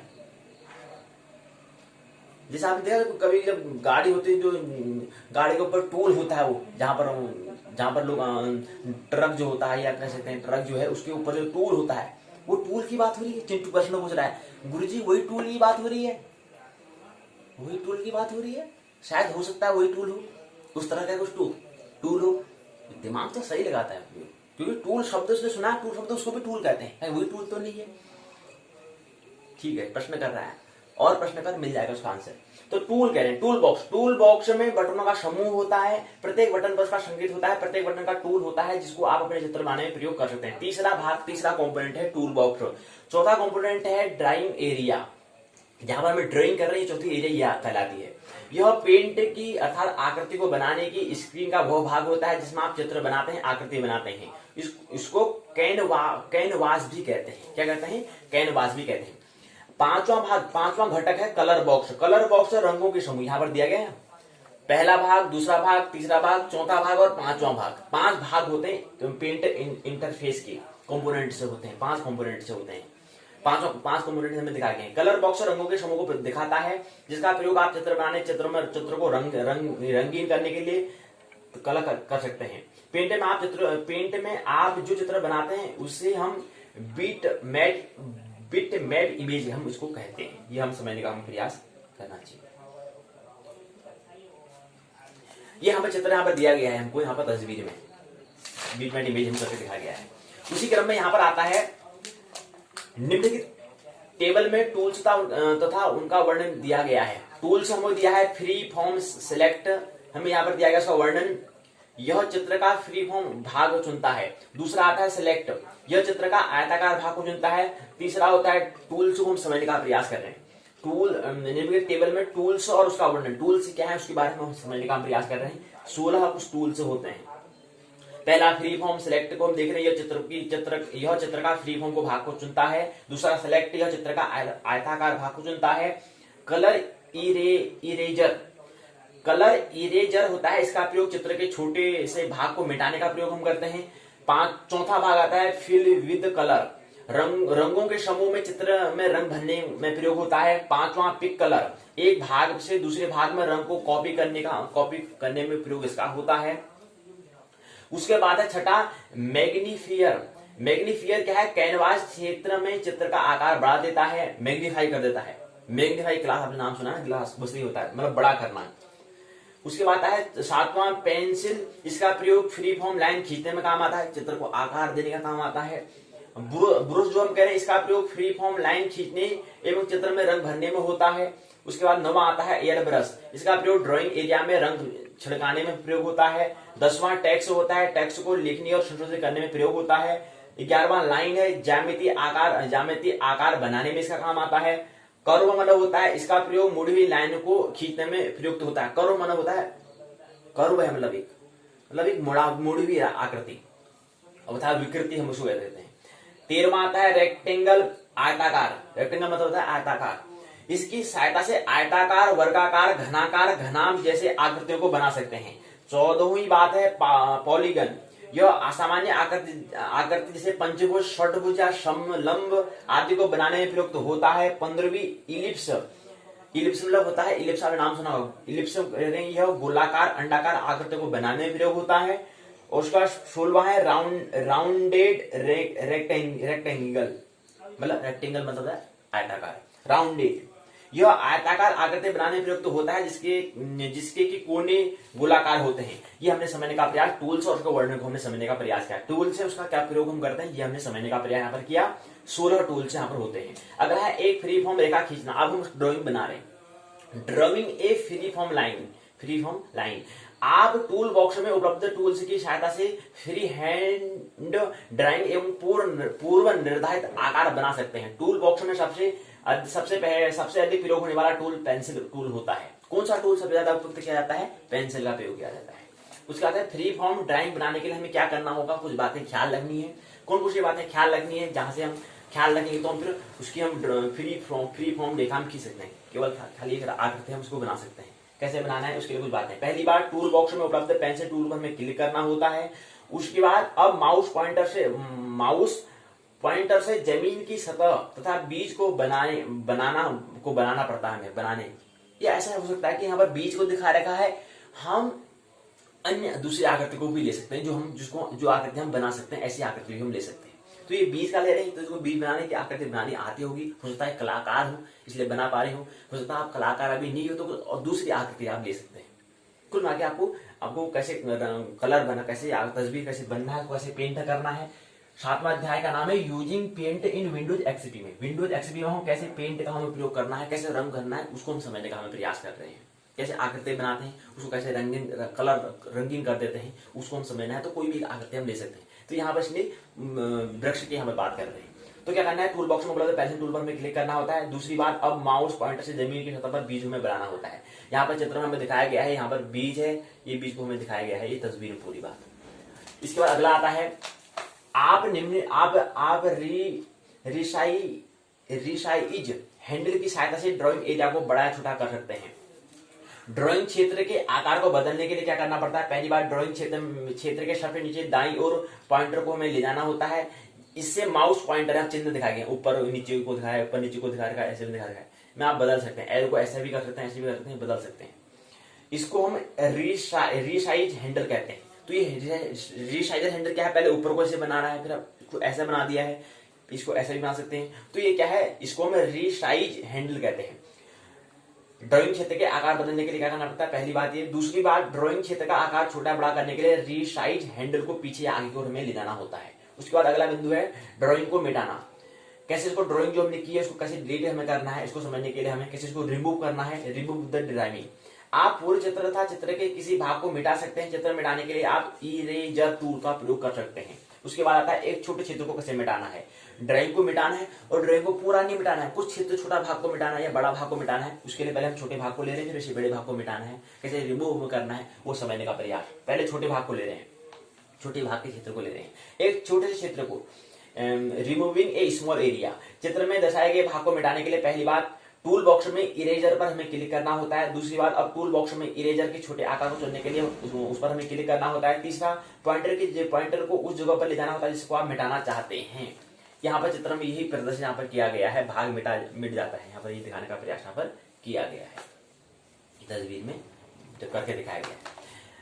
बड़ा भाग को कैसे मिटाना है, रिमूविंग ए लार्ज एरिया। जब आप ड्राइंग को चुनते हैं, चुनने के बाद डिलीट बटन को दबाते हैं, दबाकर ही भी मिट सकते हैं। बड़े क्षेत्र को मिटाने के लिए सिलेक्ट टूल का प्रयोग हमें करना होता है। बड़े क्षेत्र को मिटाने के लिए क्या करना है, पहली बात टूल बॉक्स में सिलेक्टेड पर हमें क्लिक करना होता है। दूसरी बात अब पॉइंटर को उस क्षेत्र पर हमें ले जाना होता है जिसको आप मिटाना चाहते हैं। इससे चुना हुआ क्षेत्र बिंदुवार रेखा बॉक्स में चमकता हुआ, जैसे सिलेक्टेड बॉक्स हम उसको कह सकते हैं, वो सिलेक्टेड बॉक्स में यहाँ पर दिखाया गया तस्वीर डॉट डॉट हमें दिखाया गया है। ये क्या है, ये क्या है, ये सिलेक्टेड बॉक्स। ये यहाँ पर बिंदुवार रेखा जो हमें खींची, यहाँ पर डॉट जो बिंदु में जो बॉक्स बना हुआ दिखाई दे रहा है, ये दिखा रहा है कि कौन कितने भाग को आप मिटाना चाहते हैं। जिसको आप मिटाना चाहते हैं इससे चुना हुआ क्षेत्र बिंदुवार में यहाँ पर आ जाता है और उसे कहते हैं सिलेक्टेड बॉक्स हम कहते हैं, जिसको हम कहते हैं सिलेक्टेड बॉक्स। जो बिंदुवार दिखाई दे रहा है तो ये क्या है, सिलेक्टेड बॉक्स। जो हमने सिलेक्टेड मतलब कर दिया, जो हमने चुन दिया है, जिसको हमें हटाना है, रिमूव करने के लिए हमें जो चुन दिया है उसको अलग अलग बिंदु में दिखा देता है कि इतने भाग को आपने चुना है तो उसको आप हटाना चाह रहे हैं, तो यस या नो वो हमें दिखाता है, उसको हम कहते हैं सिलेक्टेड बॉक्स कहते हैं। तीसरी बात है डिलीट को। डिलीट वाला जो हमारा बटन दिया है, जो ऑप्शन दिया है, वहां पर क्लिक करना होता है तो डिलीट हो जाता है। इससे चुना हुआ क्षेत्र क्या होता है, मिट जाता है। जो बॉक्स दिया गया है वो पूरा मिट जाता है। ये हम समझने का प्रयास यहाँ पर कर रहे हैं। अब ड्राइंग को, जो हमने ड्राइंग बनाई है उसको कैसे हम सेव करना है इसको समझने का प्रयास करते हैं। ये शेविंग ए ड्राइंग, उस फाइल मेन्यू में सेव और सेव एस के द्वारा बनाए गए चित्र को हम सेव कर सकते हैं। पहली बार तस्वीर को सेव करने के लिए क्या करना है, पहली बार हमें फाइल में जाना है, फाइल के बाद सेव पर हमें क्लिक करना होता है। इससे सेव एस डायलॉग बॉक्स हमें दिखाई देता है, यहाँ पर करके दिखाया गया है। ये पूरा बॉक्स हमको दिखाया है, ये क्या है, सेव एस डायलॉग बॉक्स यहाँ पर दिखाई हमें दे रहा है, करके दिखाया गया है। सेव या कैंसिल बताया हुआ है, तो हमें सेव करना है तो सेव वाले बटन में क्लिक करेंगे यहाँ पर ऑप्शन में। दूसरी बात, फाइल बॉक्स में फाइल का नाम सीड, हमें उसका नाम देना है, जो भी नाम हम देना चाहते हैं वो हमें देना है। सीड जर्मिनेशन टाइप हमें करना होता है। दूसरी बात। तीसरी बात, सेव पर हमें क्लिक करना है तो सेव यहाँ पर, तो यहाँ पर फाइल के ऊपर यहाँ पर नाम दिया हुआ है, तो यहाँ पर कुछ नाम, कौन सा हम नाम उस तस्वीर का कौन सा नाम हम लिखना चाहते हैं वो नाम दर्ज करना होता है। उसका फिर सेव पर हमें क्लिक करना होता है। इससे फाइल माई पिक्चर फोल्डर पर सेव जाती है, और क्योंकि माई पिक्चर वाले के उस फोल्डर के अंदर हम रखना चाह रहे हैं, इसलिए उस फाइल को उसके अंदर रखना चाह रहे हैं तो उसके अंदर वो सेव हो जाती है। कैसे कमाई, हमें सेव एवं कमांड का प्रयोग हमें कैसे करना है, ये हमारा हो चुका है। अगली बात है सेव एस कमांड का प्रयोग। अब आप फाइल को अन्य नाम दूसरे फोल्डर में भी सेव कर सकते हैं। इसके लिए क्या करना होगा, पिक्चर को, तस्वीर को अन्य नाम से सेव करने के लिए हमें क्या करना होगा, पहली बात फाइल मेन्यू में सेव एस पर हमें क्लिक करना होता है। इससे सेव एस डायलॉग बॉक्स हमें दिखाई देता है। दूसरी बात, सेव एस डायलॉग बॉक्स में सेव पर जो हमारे किया है उस पर हमें क्लिक करना होता है। तीसरी बात, फाइल बॉक्स में नया नाम हमें टाइप करना होता है। टाइप करना, दर्ज करना होता है, लिखना होता है। टाइप मतलब बटन जो हमें दिए गए, जो हमारा क्या है, जो हमारा कीबोर्ड है, कीबोर्ड में सब हमें वहां पर वर्ड हमें दिए गए हैं, केवल उन बटनों को दबाना है। उन बटनों को दबाने का नाम ही टाइप है। लिखना, आकार देना नहीं है हमें, ओ का आकार, ए का आकार, ई का आकार, ऐसे में आकार देना नहीं है हमें। कीबोर्ड में बनाया हमारे पास दिया गया है, आपको केवल वहां पर क्या करना है, उस बटन को दबाना है। और उस बटन को दबाना, इन सभी बटनों को दबाते हैं, इसलिए इसका नाम टाइपिंग कहते हैं। तो अब कभी आप नाम सुना होगा, पूछते हैं कहीं कहते हैं कि आप कितना हिंदी टाइपिंग आपको आती नहीं आती है, आपको इंग्लिश टाइपिंग आती नहीं आती है, तो उसका मतलब क्या है, उसका कुल इतना मतलब है कि जो कीबोर्ड में जो वर्ड दिए हुए हैं वो आपको, आप जैसे कोई अनार, बीमार अगर आपको लिखना है तो आप लिख पा रहे हैं, या लिखने को कितना वक्त लग रहा है, इसको जानने का वो प्रयास करते हैं। या राम, रमेश, सुरेश, आपको अंग्रेजी शब्द आपको दिया जाता है, आपको आप जल्दी से लिख पा रहे हैं, लिख पा रहे हैं, मतलब जो शब्द आपको, जो क्रम, जो कीबोर्ड में जो शब्दों का क्रम दिया गया है उनको आप लिख पाते हैं, उसको वो टाइपिंग कहते हैं। वो इंग्लिश, अंग्रेजी शब्द होंगे तो अंग्रेजी टाइप बोलेंगे, हिंदी में तो हिंदी बोल देंगे, संस्कृत होगा तो संस्कृत टाइपिंग बोल देंगे। संस्कृत है नहीं, आने वाला संस्कृत आएगा तो संस्कृत टाइपिंग भी बोलेंगे। अभी नहीं कह रहे, कोई दिक्कत नहीं, आने वाले समय में हो सकता है कि संस्कृत भी आ जाए, तो संस्कृत टाइपिंग भी आते नहीं आते पूछेंगे आपसे। तो उसका मतलब वो यही है कि जो वहां पर कीवर्ड जो शब्द दिए गए हैं उन शब्दों को हम जल्दी से टाइप जल्दी से उनको बटन को दबा पा रहे हैं, नहीं दबा पा रहे हैं, ताकि वो हमें जो रमेश, सुरेश, गणेश, हमें जो शब्द मिलने फटाफट हमें मिल पा रहे, नहीं मिल पा रहे। आउटिंग जो हम क्या कर रहे हैं, हम यहाँ से हमने कहा था कि प्रोसेसिंग होती है, तो पहले हम यहाँ पर से कुछ 3 प्रक्रिया होती है। तो हम यहाँ से जो इनपुट दे रहे हैं तो वहां से आउटपुट हमें रमेश लिखा हुआ मिल रहा नहीं मिल रहा है, तो हम प्रोसेस करते हैं। हमने कहा 3 बात होती है, इनपुट, प्रोसेस, आउटपुट। तो आउटपुट हमें रमेश वहां पर लिखा हुआ मिला नहीं मिल रहा, पहले हमें बटन क्लिक किया तो हमने क्या करा हमने इनपुट दिया, प्रोसेस हुई, कुछ घटना हुई, उसके बाद प्रोसेस हमको बाद आउटपुट हमें मिल गया कि रमेश हमें मिल गया, जो शब्द हमें लिखा जाता है वो लिखा हुआ मिल गया, तो आउटपुट हमें मिल चुका है। तो ये 3 प्रक्रिया होती है कंप्यूटर में। आइए आप सेव एज कमांड का हमें कैसे प्रयोग करना है ये हम समझने का प्रयास हम कर रहे हैं। तो फाइल मेन्यू पर सेव पर हमें क्लिक करना होता है, इससे सेव एज डायलॉग बॉक्स में दिखाई देता है। दूसरी बात, सेव एज डायलॉग बॉक्स में सेव पर हमें क्लिक करना होता है। उसके बाद तीसरी बात है फाइल बॉक्स पर नया नाम करना, टाइप हमें करना, दर्ज हमें करना होता है। चौथी बात, सेव पर हमें क्लिक करना होता है, इससे चित्र दूसरे नाम से क्या होता है, सेव हो जाता है। नई फाइल कैसे बनाना है आइए इसको समझिए। आपने एक फाइल बनाई है तथा यदि आप दूसरी फाइल बनाना चाहते हैं तो इसके लिए आपको पेंट को स्टार्ट करने के लिए की आवश्यकता नहीं है। इसके स्थान पर पेंट में एक नई फाइल बना भी सकते हैं। तो पेंट को स्टार्ट करने की आवश्यकता नहीं है, इसके स्थान पर आप पेंट में एक नई फाइल भी आप बना सकते हैं, ये बता रहे हैं नई फाइल कैसे बनाना है। तो नई फाइल बनाने के लिए हमें क्या क्या बात है ख्याल रखना है। पहली बात, फाइल पर हमें क्लिक करना है, तब न्यू पर हमें क्लिक करना चाहिए, इससे एक नई फाइल क्या हो जाती है, बन जाती है। तो हमने फाइल कैसे बनाना है ये हमने समझ लिया। यहीं पर सत्र क्या है, पहला पूर्ण होता है। आइए द्वितीय सत्र में using paint in Windows XP, Windows XP paint का कैसे उपयोग करना है उसके द्वितीय सत्र में आइए प्रवेश करें। द्वितीय सत्र में पहला सत्र दिया है वर्किंग विथ पेंट, चित्रकला के साथ कैसे हमें काम करना है, कार्य करना है, इसको समझते हैं। अभी तक आपने पेंट एप्लीकेशन को शुरू करके पेंसिल टूल की सहायता से पिक्चर बनाने, तस्वीर बनाने था, पिक्चर फाइल को सेव करने के बारे में हमने समझने का प्रयास किया। अब आप टूल बॉक्स में उपलब्ध कुछ अन्य टूल्स के बारे में समझने का प्रयास करेंगे, कुछ संकेत देने का प्रयास करेंगे। पहली बात है ब्रश टूल की सहायता से चित्र को बनाना, drawing a picture using a brush tool. चित्र जो कि बीज के प्रजनन को दिखाता है, यहाँ पर दिखाया गया ना, बीज का क्या हो रहा है, प्रजनन हो रहा है। यहाँ पर जनन के शब्द आगे प्र शब्द लगा है, तो जनन जो शब्द है उसके आगे से अर्थात बाई तरफ क्या है, शब्द प्र लगा है। तो प्र क्या है, प्रत्यय है कि उपसर्ग, ये क्या है, उपसर्ग है, क्योंकि उप मतलब होता है आगे से लगा हुआ है, मतलब बाई ओर से शब्द के आगे से लगाया हुआ है। तो इसलिए क्या बन गया, ये प्रजनन बन गया। तो जनन अर्थात प्रजनन की यहाँ पर बात हो रही है। जन्म मतलब पता ही जन्म क्या होता है, प्रजनन की यहाँ पर बात हो रही है, मतलब जन्म हो रहा है, कुछ सृजन हो रहा है। तो यहां पर दिया गया है टूल बॉक्स। चित्र जो कि बीज के प्रजनन को दिखाता है, आप पेंसिल टूल्स की सहायता से जमीन की सतहों को खींच सकते हैं। अब आपको नन्हे बीज की जड़ों को प्रदर्शित करना है, इसके लिए आप ब्रश टूल का प्रयोग कर सकते हैं। जड़ें बनाने के लिए हमें क्या करना है, पहली बात टूल बॉक्स में ब्रश टूल पर हमें क्लिक करना होता है। दूसरी बात, टूल बॉक्स के तल पर स्लाइडिंग लाइन स्टाइल पर हमें क्लिक करना होता है, यहाँ पर दिया गया है ये। तीसरी बात है अब पॉइंटर की सहायता से जड़ों को बनाना होता है। हम कह रहे हैं कि आपको जड़ों बीज को बनाने का आकृति दी है, आप कहीं बीज को बनाने ही में लग गए हैं तो बहुत बड़ी मुश्किल में पड़ जाएंगी। आप कोई ऐसा चित्र बनाओ जिसको आप बना सकते हैं। अब जड़ें आपको बनाने नहीं आती हैं तो बड़ा लफड़ा हो जाएगा जी। उसके माध्यम से कोई चित्र जो हम ले सकते हैं, क्या क्या बीज को बनाने के लिए क्या क्या करना पड़ रहा है, ऐसे उस चित्र को बनाने के लिए भी उसी प्रकार से हमें कुछ नियम को फॉलो करने होते हैं, कुछ बातें ख्याल रखनी होती, तो वो भी बन जाएगा। ऐसा नहीं कि बीज को बनाने लग गए। इस प्रकार से आप बीज बनाने के तृतीय चरण को बना सकते हैं, जो कि परिपक्व जड़ को दर्शाता है। पहला दूसरा तीसरा चरण यहाँ पर दिखा रहा है। चित्र तथा चित्र के पीछे रंग निर्धारित करना, setting foreground and background colour के बारे में। जिस रंग से आप रेखाएं खींचते हैं, आकार बनाते हैं, टेक्स्ट टाइप करते हैं, उसको फोरग्राउंड कलर कहते हैं। फोरग्राउंड कलर किसे कहते हैं, जिस रंग से आप रेखाएं खींचते हैं, आकार बनाते हैं, टेक्स्ट टाइप करते हैं, उसको हम फोरग्राउंड कहते हैं। ड्राइविंग क्षेत्र का वह रंग जिस पर आप चित्र बनाते हैं उसको हम बैकग्राउंड कहते हैं। तो बैकग्राउंड, दो शब्द यहाँ पर आते हैं, एक बैकग्राउंड होता है, एक क्या होता है, फोरग्राउंड होता है। फोरग्राउंड और बैकग्राउंड में क्या मतलब है, जिस रंग से आप रेखाएं खींचते हैं, आकार बनाते हैं, टेक्स्ट टाइप करते हैं, उसको हम फोरग्राउंड कहते हैं। और ड्राइंग क्षेत्र का वह रंग जिस पर आप चित्र बनाते हैं उसको हम बैकग्राउंड कहते हैं, बैकग्राउंड कलर उसको हम कहते हैं। जैसे उस श्याम पट पर विचार कीजिए जिसको आप कक्षा में प्रयोग करते हैं। जो श्यामपट्ट की बात कर रहे हैं उसमें तो श्यामपट्ट था, तो सफेद पट है जी, श्यामपट्ट नहीं है, सफेद पट है। तो सफेद पट हो सकता है उसमें श्यामपट्ट होता है, तो यहाँ पर किताब में श्यामपट्ट बोल रहा है, तो श्याम काला पट, यहाँ पर सफेद पट है जी। तो उस सफेद पट पर विचार कीजिए जिसको आप कक्षा में प्रयोग करते थे। बैकग्राउंड रंग श्यामपट्ट का रंग होता है और फोरग्राउंड रंग चौक का रंग होता है।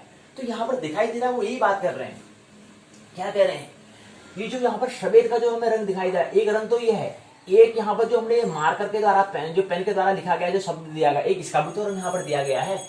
और आपको दो बातें दिखाई दे रही है, एक तो सारा इसमें क्या है, बहुत सारे यहाँ पर शब्द लिखे गए हैं, कोई नीली पेन से, कोई लाल पेन से, कोई हरी पेन से, कोई काली पेन से, यहाँ पर क्या है इसमें कुछ बातें लिखी गई है। लेकिन एक इसके अंदर क्या है, सफेद रंग भी तो दिखाई दे रहा है। तो वही कह रहे हैं, उन दोनों को क्या कहते हैं, फोरग्राउंड और बैकग्राउंड कहते हैं। तो बैकग्राउंड कैसे कहते हैं, बैकग्राउंड रंग श्यामपट्ट का रंग होता है। तो ये जो बैकग्राउंड जो हमें केवल पूरा का पूरा जो सफेद रंग हमें दिखाई दे रहा है, ये क्या है, बैकग्राउंड है। और उसके बाद जो हमने ब्रश, जो हमने हरी पेन, लाल पेन, काली पेन, नीली पेन से जो लिखा गया है, ये जो क्या है, फोरग्राउंड है। ये हमें समझ में आ गई बात, ये क्या है, फोरग्राउंड का रंग बदलने के लिए कलर बॉक्स में कलर था रंग पर क्लिक करना होता है, था बैकग्राउंड का रंग बदलने के लिए आपको कलर बॉक्स में कलर रंग पर टाइप में करना होता है। थोड़ा हमें ख्याल रहना चाहिए, अगर फोरग्राउंड का रंग बदलना है तो उसके लिए हमें कलर बॉक्स में कलर रंग पर क्लिक हमें करना होगा, ध्यान रहना चाहिए। अगर बैकग्राउंड का अगर रंग बदलना है, बैकग्राउंड में सभी इसका रंग हमें बदलना है, तो इसके लिए हमें क्या करना होगा, इसके लिए हमें कलर बॉक्स में कलर रंग पर राइट क्लिक हमें करना होता है। तो वहां पर हमें राइट क्लिक करना है, इसको जो सफेद जो है इसको हटाने के लिए। उदाहरण के लिए बता रहे हैं, इसको कहाँ हटा देते हैं, जो परमानेंट है वो वहां पर कंप्यूटर की बात कर रहे हैं, कंप्यूटर में हमें करना होता है। थोड़ा यहाँ पर हम प्रयोग एक्सपेरिमेंट नहीं कर रहे हैं, थोड़ा हम यहाँ पर क्या है भी मानसिक कल्पना के आधार पर चल रहे हैं। लेकिन जब यहाँ पर लैपटॉप होगा, जब हम यहाँ पर करेंगे तो लैपटॉप के माध्यम से समझने का भी हम प्रयास करेंगे। अभी यहाँ पर लैपटॉप यहाँ पर उपलब्ध नहीं है, नहीं तो करके दिखा भी देते। लेकिन यहाँ पर कह रहे हैं कि ये बैकग्राउंड, इस कलर को भी अगर हमें उस जो लैपटॉप पर जो है वहां पर उस बैकग्राउंड को हटाना है, तो उसके हमें क्या करना होता है, राइट क्लिक हमें करना होता है। और इस बाहर से जो फोरग्राउंड जो हमें शब्द को ये बना है, इसको हटाने के लिए हम क्या करना होता है, इसके लिए हमें आपको क्या करना है, कलर बॉक्स पर हमें क्लिक करना होता है। और बैकग्राउंड के लिए रंग बदलने के लिए कलर बॉक्स में राइट क्लिक हमें करना होता है। एक में केवल क्लिक करना है, एक में राइट क्लिक हमें करना होता है, मतलब राइट में दाईं ओर हमें क्लिक करवाना होता है। पत्तियां बनाने के लिए क्या करना है, पहली बार टूल बॉक्स में ब्रश टूल को क्लिक करना होता है, दूसरी बार कलर बॉक्स में हरे रंग का क्लिक करना होता है, तीसरी बार पॉइंटर की सहायता से पत्तियों तरह तने को बनाना होता है, चौथी बार कलर बॉक्स में भूरे रंग पर हमें क्लिक करना होता है, पांचवी बार टूल बॉक्स के नीचे से आवश्यक ब्रश स्टाइल पर हमें क्लिक करना होता है, छठी बार पॉइंटर की सहायता से जड़ें हमें बनानी होती है। ये करके दिखाया गया है और संपूर्ण चित्र यहाँ पर बन चुका है। यहाँ पर अंकुरित हुआ, फिर थोड़ा बड़ा पत्ती करके दिखाया गया है। अब जो भी कलर हमने डाला तो कलर डाल सकते हैं। अगली है आकृति में रंग भरना, कलरिंग दी ड्राइविंग। पेंट की विशेषता यह है कि इसमें आप आकृतियों में रंग भर सकते हैं। तो पेंट की कलरिंग की पुताई की एक ऐसी विशेषता है कि इसमें आप आकृतियों में रंग भर सकते हैं। आकृतियों के विभिन्न, आप देख रहे हैं आजकल दिवाली का समय हो रहा है, कोई कला हमने बनाई हुई, कहीं पर चित्र बनाए होंगे तो उसको ब्रश से पेंट कर रहे होते हैं, उसका आकार को बना रहे होते हैं। तो इस तरह से कंप्यूटर में भी काम करना होता है, बड़ा मस्त से मनोरंजन यहाँ से करो। जिस दिवाली में पुताई कर रहे हैं वैसे ही हमें क्या करना है, वहां भी हम कुछ आकृति हम कंप्यूटर में बना रहे हैं, कुछ हम टेक्नोलॉजी में बना रहे हैं, तो वहां पर भी हमें कुछ पुताई करनी है, तो उसके लिए कुछ बातें ख्याल रखनी होती है, वो ख्याल रखेगा उसको हम अच्छे से कर पाएंगे। तो ये हम बात रखेंगे। तो पेंटिंग की विशेषता यह है कि जिससे इसमें आप आकृतियों में रंग भर सकते हैं, आकृतियों के विभिन्न भाग में आप अलग अलग रंग भर सकते हैं। फिल विद कलर टूल का प्रयोग कैसे करना है, आइए समझिए। कुछ बातें हमें ख्याल में रखनी है। चित्र में ठोस रंग भरने के लिए फिल विद कलर टूल का प्रयोग हम करना होता है। जैसे बीज जमने की चित्र में बीजों में रंग भरना, उसके लिए पहली बात कुछ ख्याल हमें रखनी है। तो फिल विद कलर टूल को का प्रयोग हमें कैसे करना है, कैसे उपयोग करना है, उसके लिए पहली बात टूल बॉक्स में फिल विद कलर पर हमें क्लिक करना होता है। बीज जन्मे के चित्र में हमें करना होता है, जो बीज जन्म यहाँ पर हो रहा है यहाँ पर हमें करना होता है। दूसरी बात, बीज के अंदर क्लिक हमें करना होता है, ऐसे बीज में रंग भर जाता है, बीज जो है इसमें हमें रंग भरना है। तीसरी बात, पत्तियों में रंग भरने के लिए हमें कलर बॉक्स में हरे रंग का हमें उपयोग करना पड़ता है, क्योंकि पत्ते हरी वृक्ष में पत्तियां क्या थी, हरी होती है, इसलिए हरा रंग हमें डालना पड़ता है, चुनना पड़ता है। तो बाद पत्तियों को हरा बनाने के लिए पत्तियों के अंदर क्लिक करना होता है, परिणाम स्वरूप पत्तियां हरी हो जाती हैं, जैसा हमें करके दिखाया गया है, ये हरी हो चुकी है और यहाँ पर भी चित्र करके दिखाया गया है। लेकिन यहाँ पर तो क्या है, थोड़ा ये तस्वीर जो है थोड़ा पिक्चर ली गई है, तो इसलिए यहाँ पर सभी हमें काला दिखाई दे रहा है। लेकिन जब वहां पर जो हम कंप्यूटर या लैपटॉप में देखते हैं तो वहां पर हमें रंगीन हमें कलर दिखाई देगा।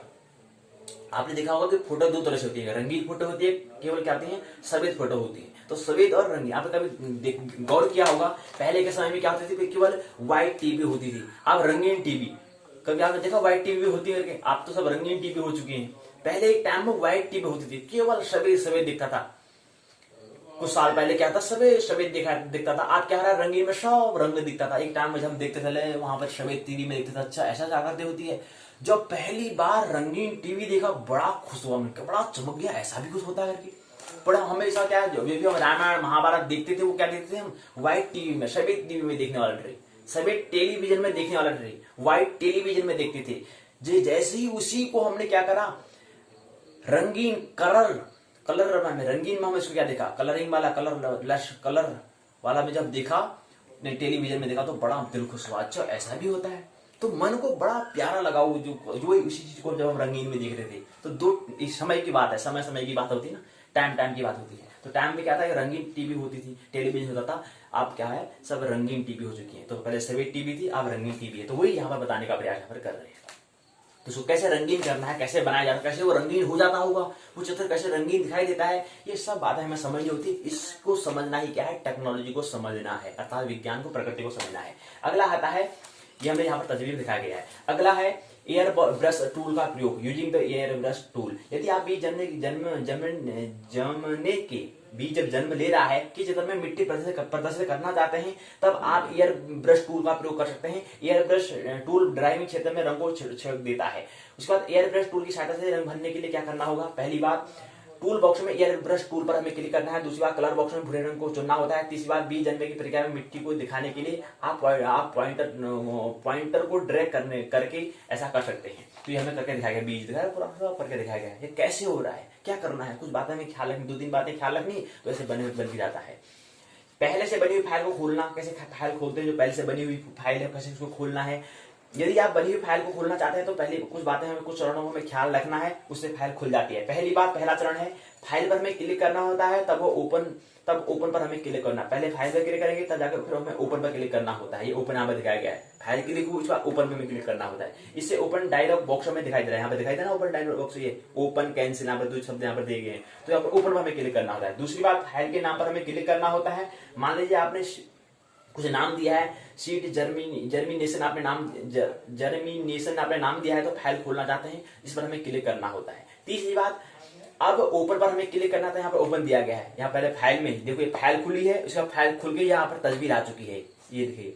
तो इसके बाद हमें क्या करना, अब इसको और ओपन करना है, इसको पूरे हम क्या करना है, पूरे इसको हम अगर उसमें बैकग्राउंड पूरे इसको हम विंडोज में अगर लाना चाहते हैं, पूरे विंडो में लाने के लिए हमें इस पर हमें क्लिक करना होगा। तो पूरी जगह विंडोज की जो पूरी स्क्रीन जो है पूरी, इस पर ये तस्वीर आ जाएगी। अभी तक तो कोने में दिखाई दे रही है, लेकिन पूरी जब स्क्रीन में कैसे आएगी, जब इसको ओपन करेंगे तो पूरी तस्वीर इस कोने में आ जाती है, पूरी इससे भरी हुई होगी, ये सब हट जाते हैं, उसको हम स्क्रीन कहते हैं। तो ये बात है। तीसरे में ओपन पर हमें क्लिक करना होता है। ओपन करके देखो यहाँ पर दिखाया गया है, ओपन करके हमें कोई दिख जाती है। उसके अगला आता है चित्र को प्रिंट करते कैसे करते हैं, प्रिंट में कैसे इसको प्रिंट करते हैं, कैसे इसको छपाई करते हैं, कैसे इसको मुद्रण करते हैं। यदि आप बनाए गए चित्र को अपने दोस्तों को या अपने परिवार को दिखाना चाहते हैं, तो उसके लिए आपको अपने चित्र को कागज पर प्रिंट करना होगा। तो उसके लिए कुछ बातें ख्याल रखनी। चित्र को प्रिंट करने के लिए पहली बात, फाइल पर हमें क्लिक करना होता है, इससे प्रिंट डायलॉग बॉक्स दिखाई देता है, ये करके दिखाया है, यहाँ पर डायलॉग ये दिखाया गया है। दूसरी बात, पेंटर रेंज में ऑल पर हमें क्लिक करना होता है, यहाँ पर ऑल पर हमें क्लिक करना है, ये हमें दिखाया गया है, ये ऑल यहाँ पर दिया गया है। उसके बाद आता है उस प्रिंटर को चुनना होता है जिसका आप प्रयोग करना चाहते हैं, तीसरी बात। चौथी बात, प्रिंट पर क्लिक करना होता है, इससे चित्र क्या प्रिंट हो जाता है, प्रिंट मतलब मुद्रित हो जाता है। मतलब जो चित्र जो हमारे कंप्यूटर में दिखाई दे रहा था वो कागज में आ जाता है, उसको हम मुद्रण कहते हैं, उसको हम प्रिंट कहते हैं, प्रिंटर। और किसके माध्यम से, प्रिंटर के माध्यम से प्रिंट हो जाती है, मुद्रित हो जाती है। ये किताब क्या है, किताब एक मुद्रित किताब है। ये कोई किसी व्यक्ति ने मूल किताब नहीं है, ये मूल नहीं है, ये क्या है, प्रकृति है, किसी के बाद में मुद्रित की गई है। मूल तो वो होगा जिस व्यक्ति ने इसको अपने पीएचडी में जब करा होगा, तो वो मूल किताब होती है, वो क्या है, मूल है, वो क्या है, ब्रह्म है। लेकिन ये इसके बाद क्या है, सब प्रिंटर के माध्यम से प्रिंट किया तो बाद में प्रकृति बन गई है। ये मूल नहीं, ये क्या है, प्रकृति है। ठीक है, समझिए, अर्थात अंड है। अब पेंट से बाहर आने के लिए हमें क्या करना पड़ता है, पेंट में कार्य पूर्ण करने के बाद, क्योंकि हमारा जो काम करना था हमने पेंट कर दिया, रंगीन इसको हमें कर दिया है, आप उसके बाहर भी तो आना है। उसको बाहर आने के लिए कुछ बातें ख्याल रखनी है। पेंट में कार्य पूर्ण करने के साथ आपको एप्लीकेशन से बाहर आने की आवश्यकता होती है। पहली बात इसके लिए क्या करना होता है, पहली बात फाइल पर क्लिक करना होता है, एग्जिस्ट पर हमें क्लिक करना होता है। यदि वर्तमान में कार्य चित्र को आपने सेव नहीं किया है तब पेंट आपसे इसको सेव करने के लिए पूछता है कि आपको सेव करना चाहते हैं, रक्षित करना चाहते हैं, सुरक्षित करना चाहते हैं, नहीं, तो आप हाँ या ना का जवाब आपको देना है। क्योंकि आप बाहर निकल रहे हैं तो बाहर निकालने से पहली बार आपका स्मरण करा देता है कि आप उस फाइल में आपने जितनी मेहनत आपने करी है, इस मेहनत को आप व्यर्थ में डालना चाहते हैं या इसको सुरक्षित करना चाहते हैं। तो सुरक्षित करने के लिए वहां ऑप्शन देता है, वो हमें वहां पर चुनना होता है, तो इसलिए पूछता है। दूसरी बात, चित्र शेप करने के लिए यस पर हमें क्लिक करना था। यहाँ पर यस करके दिखाया गया है, यस या नो हमें बताना, हमें यस पर क्लिक करना है क्योंकि हमें फिजूल दोबारा नहीं करनी है, उसको सेव करना है। कुछ समय के लिए सेव करना ही करना है, बाद में मिट जाए कोई दिक्कत नहीं, कुछ समय के लिए सेव हमें करना है, इसलिए यस पर हमें क्लिक कर दिया। इससे आप पेंट से बाहर आ जाते हैं। नो पर क्लिक करेंगे तो चित्र को बिना शेप की पेंट से आप बाहर आ जाएंगे और वो कैंसिल हो जाएगा। वो पूरी जो आपने मेहनत की थी उस फिजूल की मेहनत की सब व्यर्थ हो जाएगी, पूरी जो मेहनत की थी वो फिजूल हो जाएगी, सब व्यर्थ हो जाएगी। इसके बाद हमारा अंतिम चरण आता है कि टेस्ट योर नॉलेज, अपने ज्ञान को अपने ज्ञान तथा जानकारी को परखने के लिए कुछ बातें यहाँ पर प्रश्न होंगे जो समझने का प्रयास। टर्म्स ऑफ रिमेंबर, कुछ स्मृति तथ्य है, इसको टर्म्स को याद रखना है। पहली बात, आप एक वृत्त खींचते हैं, इसको अंदर से रखना चाहते, इसको आप अंदर से रखना चाहते हैं। आपके फिल विद कलर के साथ कोई रंग चुनना, आपने कोई एक रंग चुना है परंतु टूल पूरे कैन बॉक्स में रंग भर देता है। इसमें कौन सा कारण है, क्या कारण हो सकता है, ऐसा क्यों हुआ, क्योंकि आप ये करना चाहते हैं, आप इसमें विकृति क्यों हो गई, इसमें आप असफल क्यों हो गई, दूसरी घटना क्यों हुई, इसके लिए क्या कारण है। आपने उस क्षेत्र को नहीं चुना जिसमें आप रंग भरना चाहते थे। कैन बॉक्स क्षेत्र में जो चित्र है वह एक बंद आकृति नहीं है। तीसरा, फिल विद कलर टूल हमेशा पूरे कैन बॉक्स क्षेत्र को रंगता है। क्या कमी रहेगी थी इसमें, इसलिए विकृति, इसलिए दुर्घटना क्यों हुई, क्या कारण है। तीन में से कोई कारण होगा, वो हमें चुनना होता है, पहला प्रश्न। दूसरा, आप एक घर की आकृति का चित्र बनाते हैं, आप घर के बैकग्राउंड का रंग नीला करना चाहते हैं, इसे आप कैसे करेंगे। इसके लिए पहली बात आप बैकग्राउंड को रंग नीला चुनते हैं या ब्रश टूल में से पेंट करेंगे। दूसरी बात, आप फोरग्राउंड रंग नीला चुनेंगे या ब्रश टूल से पेंट करेंगे। तीसरी बात, आप फोरग्राउंड का रंग नीला चुनेंगे या इरेजर टूल से बैकग्राउंड के क्षेत्र को मिटा देंगे। तीनों में से कोई एक विकल्प होगा, उसको चुनना होता है, और चुन लेंगे तो उससे हम अपने ज्ञान को परख सकेंगे। अगर सही होगा तो मतलब हम बात को समझ रहे हैं, अगर हमारा गलत होगा इसका मतलब अभी हमारी जो जानकारी है वो अभी हमारा ज्ञान नहीं बन पाई है, केवल सूचना ही बनी है, उसको हमने सीख नहीं पाए हैं, सीखना, इसके लिए इसको परखते हैं। उसका तीसरा है, राहुल एक गुड़िया का चित्र बना रहा है, उसने फोरग्राउंड का रंग भूरा, उसका जो फोरग्राउंड का रंग भूरा चुना है उसने। अब वह इस रंग को काला करना चाहता है तो वह कलर बॉक्स में काले रंग पर क्लिक करता है। जब वो गुड़िया बना रहा होता है तब वो पाता है कि बनाते समय गुड़िया का रंग भूरा हो जाता है। इसका कारण क्या है, क्या वजह रही, बताओ। ये हमारी तीन बातें यहाँ पर दी, तीन प्रश्नों के माध्यम से अपने ज्ञान को समझने का, परखने का हमने प्रयास पर किया। टर्म्स ऑफ रिमेंबर, कुछ स्मरणीय तथ्य हमें जो ख्याल रखने हैं।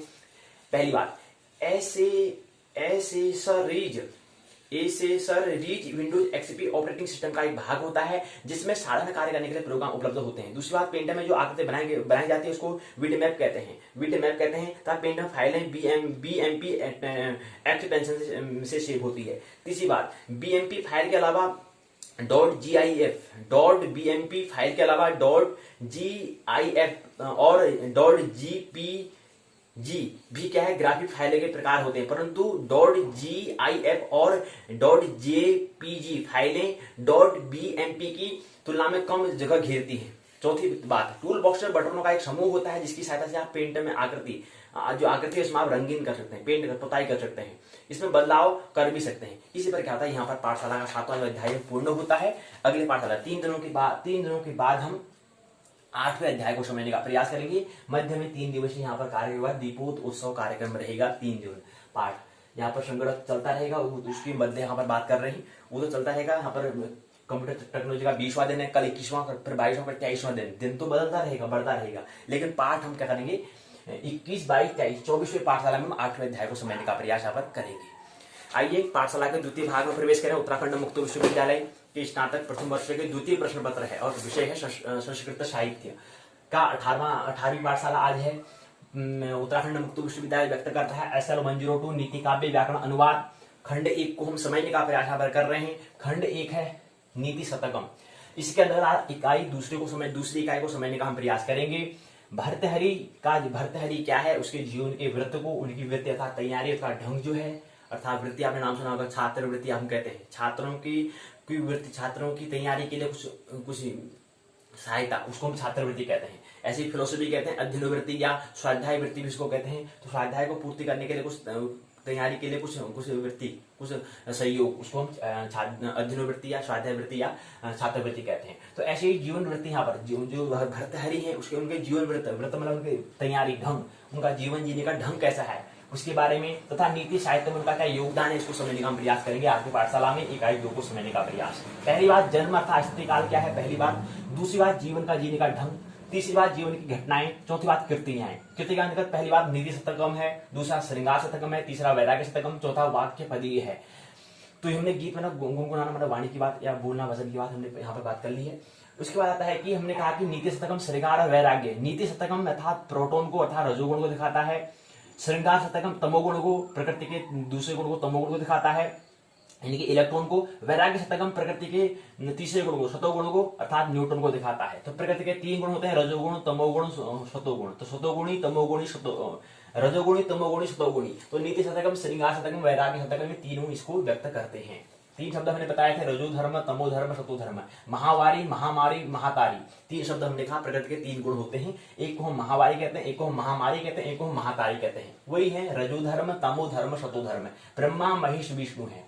और 5वीं बात है भर्तहरि का नीति साहित्य में योगदान, इसको समझने का प्रयास, 5 बिंदु को समझने का प्रयास आज की पाठशाला में आइए करते हैं। तो यहाँ पर क्या है, दूसरे अध्याय में आइए प्रवेश करें। यहाँ पर इकाई दूसरी दी है भर्तहरि के जीवन वृत्त और नीति साहित्य में उनका योगदान। यहाँ पर इस इकाई का नाम दिया गया है। इकाई की रूपरेखा है प्रस्तावना, उद्देश्य, भर्तहरि का स्थिति काल, भर्तहरि का जीवन वृत्त, दंत कथाओं के आधार पर भर्तहरि के जीवन की घटनाएं, भर्तहरि की कृतियां, नीति शतकम, श्रृंगार शतकम, वैराग्य शतकम, वाक्य पदीय, 4 उनकी कृतियां हैं। अगली बात है भर्तहरि का नीति साहित्य में योगदान, सारांश, शब्दावली, बोध प्रश्न के उत्तर, संदर्भ ग्रंथ सूची, उपयोगी पुस्तकें, निबंधात्मक प्रश्न यहाँ पर दिए गए हैं। प्रस्तावना बता रहे हैं कि संस्कृत जगत में प्रचलित नीति कथाओं को आप जानते हैं। उन्हीं से संबंधित नीति साहित्य की परंपरा वैदिक युग से प्रारंभ होकर आज तक चली आ रही है।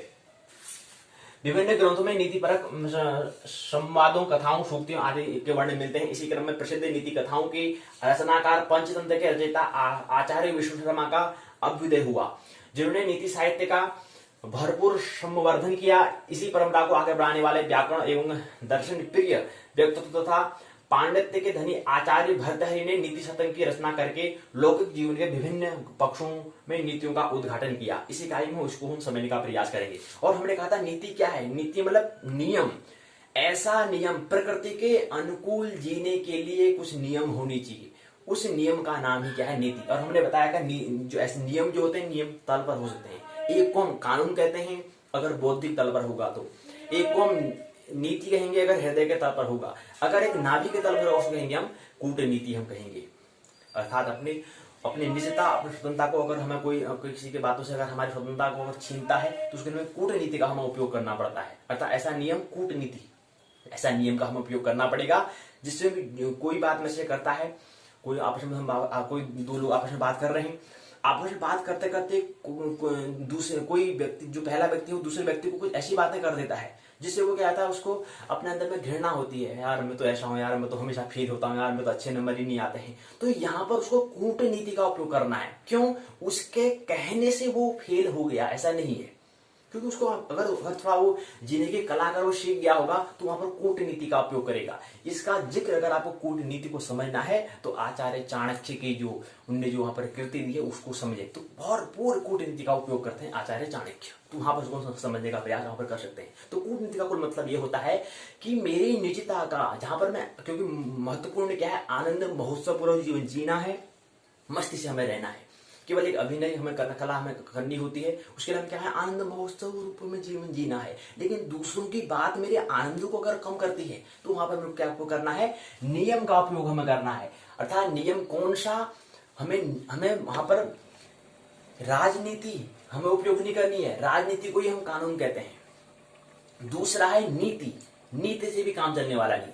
तीसरा आता है कूटनीति का हमें उपयोग करना पड़ेगा। वहां पर हमें थोड़ा क्या बनेगा, हमें थोड़ा कठोर में बनना पड़ेगा, ताकि उसकी जो बातें मेरे अंदर में अगर मेरे वर्तमान में कुछ काम करना है तो वहां पर विघ्न पड़ जाएगा। वहां से अगर मेरा मंत्र अगर विचलित हो गया तो आगे फिर आनंद महोत्सव जीवन नहीं जी सकता हूँ, फिर मेरा वहां पर विघ्न बाधा आ जाएंगी। इसलिए कूटनीति का हमें उपयोग करना होता है, तो उसको यहाँ पर समझने का प्रयास यहाँ पर करेंगे। तो यहीं पर उद्देश्य यहाँ पर दिए गए हैं 5-6 यहाँ पर उद्देश्य, 2-4-6 उद्देश्य यहाँ पर दिए गए हैं। भर्तहरि का स्थिति काल यहाँ पर बताने का प्रयास यहाँ पर किया गया है। भर्तहरि विश्व के प्राचीनतम श्रेष्ठ भाषा है। संस्कृत जो है विश्व की प्राचीनतम श्रेष्ठ भाषा है। इसका साहित्य अत्यंत विशाल और समुद्र है। भर्तहरि संस्कृत साहित्य में सूर्य के समान चमके एक स्टार है, अर्थात सूर्य के समान चमके हुए स्टार हैं, हम कह सकते हैं। दूसरी बात देखिए, यहाँ पर जन्म स्थिति काल की, मतलब एक व्यक्ति होता है, इसका जन्म कब होता है उसके बारे में यहाँ पर बताते हैं इस अध्याय में, कि कहते हैं कि इनका जन्म कब हुआ उसके बारे में। उसके बाद जीवन जीने का ढंग कैसे था उनके बारे में। उसके बाद इनके जीवन की घटनाएं क्या हैं, कुछ दंत कथाएं होती है उसके माध्यम से। उसके बाद उनकी कृतियां क्या है उसके बारे में समझने का प्रयास करेंगे। तो यहाँ पर होता क्या है, भर्तहरि का जन्म जो स्थिति काल है वो कुछ भी हो, उससे कोई मतलब नहीं है। एक समय में क्या हुआ, उनका कुछ कालखंड होगा, उस पर उनका जन्म हुआ। उसके बाद जीवन जीने का ढंग उनका क्या था, यहाँ पर वही स्थिति काल यहाँ पर देने का प्रयास यहाँ पर किया है, वही यहाँ पर समझाने का प्रयास यहाँ पर किया गया है। उसके बाद जीवन वृत्ति के बारे में बताते हैं। जीवन वृत्ति के बारे में यहाँ पर क्या है, ये जीवन जीने का ढंग के बारे में बता रहे हैं। तो यहाँ पर जीवन वृत्त जो है जीवन ढंग के बारे में बता रहे हैं, दंत कथा में जीवन घटना है। तो यहाँ पर बताते हैं कि क्या है, दंत कथाओं में है कि राजा भर्तहरि क्या थे, राजा भर्तहरि बताते हैं कि भर्तहरि जीवन के विषय में जान पाएंगे। भर्तहरि क्या थे, जन्म उनका मालवा प्रांत में हुआ था। वे जाति से क्षत्रिय और परम्परार वंश के थे। पिता का नाम गंधर्वसेन था। भर्तहरि का जन्म दूसरी विक्रमादित्य। आपने नाम सुना भर्तहरि का, ये उनके भाई का नाम था विक्रमादित्य, और उसी से ये हमारा विक्रम संवत बना है। उसी विक्रमादित्य से क्या है, ये विक्रम संवत हमारा बनता है, जो हमारा चल रहा है विक्रम संवत जो हम कहते हैं, वो इसी से चलता है। ये हमें पता होना चाहिए। तो यहाँ पर क्या था, उनके बारे में दोनों भाई थे, बड़ा मस्त रहते थे।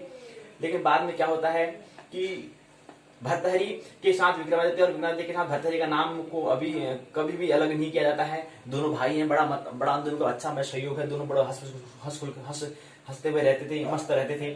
भर्तहरि राजा बने, विक्रमादित्य अपने अग्रज के प्रधानमंत्री के रूप में कार्यभार संभालने का सहयोग देते थे। भर्तहरि क्या थे, राजा थे, और विक्रमादित्य उनके छोटे भाई थे, अग्रज थे। वो प्रधानमंत्री के रूप में कार्यभार को चलाते थे। जिस प्रकार एक पिता अपने पुत्रों का कार्यभार सौंपकर निश्चित हो जाता है, उसी प्रकार भर्तहरि भी विक्रम को संपूर्ण दायित्व सौंपकर सुखी थे। दोनों भाइयों में अत्यंत प्रेम था। कुछ समय उपरांत मालवा की राजधानी उज्जैन हो गई। सत्ता पाकर भर्तहरि विषय आसक्त हो चुके और उनका अधिकांश समय आमाद प्रोध में बीतने लगा। महाराज भर्तहरि की पिंगला नाम की रानी थी, जो अपने समय की परम सुंदरी, मनमोहनी, रूप लावण्य संपन्न थी।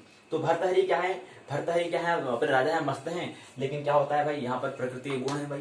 अगर होशपूर्वक नहीं चलेंगे तो फिर यहाँ पर फंसने की संभावना है, माया में फंसने की तो संभावना है भाई। तो वही यहाँ पर क्या आता है, भर्तहरि भी क्या जाते हैं, विषय आसक्त हो जाते हैं, उसमें फंस जाते हैं। और इनकी पत्नी का नाम पिंगला, इनकी पत्नी का नाम था, रानी थी, इनकी रानी का नाम क्या था, पिंगला था। तो ये पिंगला के बारे में यहाँ पर जिक्र होता है। पिंगला के बारे में यहाँ पर, पिंगला जो है प्राचीन काल भर्तहरि का दोस्त पिंगला क्या है, पिंगला बताते हैं कि आपका भाई ऐसा ऐसा है, कहते हैं। तो वहां पर पिंगला कुछ नमक छिड़कने का काम करती है अपने भाई पर, दोनों भाई में दरार डालने का काम करती है। दोनों भाई में फिर क्या होती है, पहले मित्रता थी, प्रेम था, लेकिन अब क्या हो जाता है इन दोनों के बीच में, क्योंकि यहाँ पर पिंगला जो है, जो उनकी रानी है, वो नमक छिड़कने का उन्होंने काम करा, फिर दोनों में क्या था, द्वेष आ जाता है, दोनों में बैर की भावना आती है। तो फिर यहाँ पर भर्तहरि को क्या कर देते हैं, भर्तहरि जो है अपने भाई विक्रम को बाहर निकाल देते हैं, और किसके, पिंगला के कहने पर। तो पिंगला के कहने के बाद बताते हैं कि आप बताते हैं कि इससे पहले ये होता है कि जो हमारा विक्रम है, वो अपने भाई से कहते हैं कि भाई देखो कि जो पिंगला जो भाभी है, वो उनका व्यवहार कुछ ठीक ठाक नहीं है, ऐसा कहते हैं। तो ऐसे कहने में कुछ कहते हैं कि यार, फिर पिंगला कहते हैं कि आपका भाई ऐसा कर रहा है, तो ऐसा करके उन बीच में कुछ दरार नमक चढ़ने का काम करते हैं। ये आप इसमें विस्तार से कथा देख सकते हैं। तो यहाँ पर ऐसा होता है, तो बाद में इसको निकाल देते हैं। उससे क्या होता है, उसके बाद जीवन, यहीं पर क्या है, इनकी जीवन जीने का ढंग के बारे में मस्त तरह से अपने जीवन जी रहे थे। लेकिन होता क्या है, जीवन जीने के ढंग में क्या बाद में ये क्या है, विषयों में आसक्त ज्यादा हो गए थे। स्त्री के भी बहुत आसक्ति इनकी हो चुकी थी, और जीवन जीने का ढंग क्या करा, इनने कभी भी इन्हें दमन नहीं किया। यहाँ से जीवन जीने का ढंग अगर कहें तो पहली बात यहाँ से आती है कि इन्हें जीवन जीने में इन्हें कभी भी दमन नहीं किया। यहाँ से इस भर्तहरि का जीवन जीने का ढंग क्या था, उन्होंने कभी भी दमन नहीं किया, अपनी इंद्रियों के बारे में उन्होंने कभी दमन नहीं किया। उन्हें पूरे मस्त रूप से क्या करा, उन्हें भरपूर रूप से क्या करा, उन्होंने भोगा उसको जीवन को। और इसके बाद फिर दंतकथाओं क्या था, भर्तहरि की जीवन घटना के बारे में यहाँ पर देने का प्रयास यहाँ पर किया गया है, वही यहाँ पर बताने का प्रयास। धीरे धीरे क्या होता है कि बाद में पता चलता है कि क्या था, वो एक प्रसंग आता है कि एक मुनि होते हैं, दंतकथा के आधार पर उनके जीवन की घटनाएं से परिचित होंगे। महाराजा भर्तहरि से योगी भर्तहरि कैसे बने, महाराजा भर्तहरि हैं, भर्तहरि से कैसे योगी भर्तहरि बनते हैं, कैसे वो योगी बन जाते हैं, उसको समझने का प्रयास पर हम करते हैं। पहली बात, रानी पिंगला आंतरिक रूप से राजा से प्रेम करती थी, उसे तो महल के सेवक दरोगा से प्रेम था, पहली बात।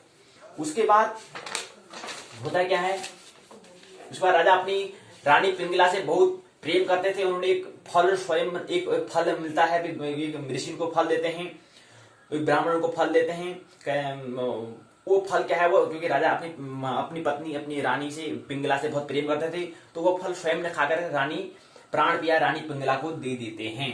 प्रेम के वशीभूत होकर रानी उस फल को स्वयं ने खाकर, वो किसी अन्य से प्रेम करती थी, दरोगा से प्रेम करती थी, तो दरोगा को दे देती है।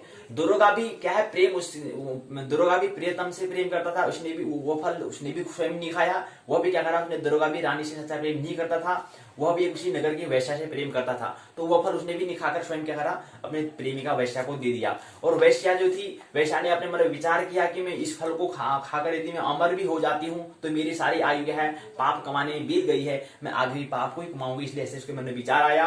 तो उसने क्या करा, वैश्या ने मन बनाया कि ये फल मैं राजा हरि को दूंगा, राजा भर्तहरि को दूंगा। तो उसने अटूट जो उससे क्या करती थी, अटूट प्रेम करती थी, तो वह फल स्वयं ने खाकर राजा भर्तहरि को दे देती है। तो फल को वैश्या के हाथों देखकर राजा भर्तहरि के होश उड़ जाते हैं, राजा किंग कर्तव्य विमूढ़ हो जाता है। भर्तहरि ने जब रहस्य का पता चलता है, तब उनको समझ में आता है कि क्या है, कि ये संसार क्या है, सारी मिथ्या है, मोह है, माया है, ममता में है, पूरी उनको क्या वहां से सब मिथ्या लगता है कि हाँ अच्छा, मतलब प्रतीत होता है कि यहाँ पर सही है, लेकिन कुछ भी यहाँ पर नहीं है, सब मिथ्या है, सब असत्य यहाँ पर है। तो उनको यहाँ से क्या होता है, बड़ा किंग कर्तव्य विमूढ़ हो जाते हैं। तो राजा ने क्या करा, विचार किया, विषय वासनाओं में फंसकर मैंने अपना बहुमूल्य जीवन को गंवा रहा हूँ। तो तत्क्षण उन्होंने क्या करा, विचार किया, तत्क्षण उन्होंने क्या करा, अपने आप को अन्वेषण किया।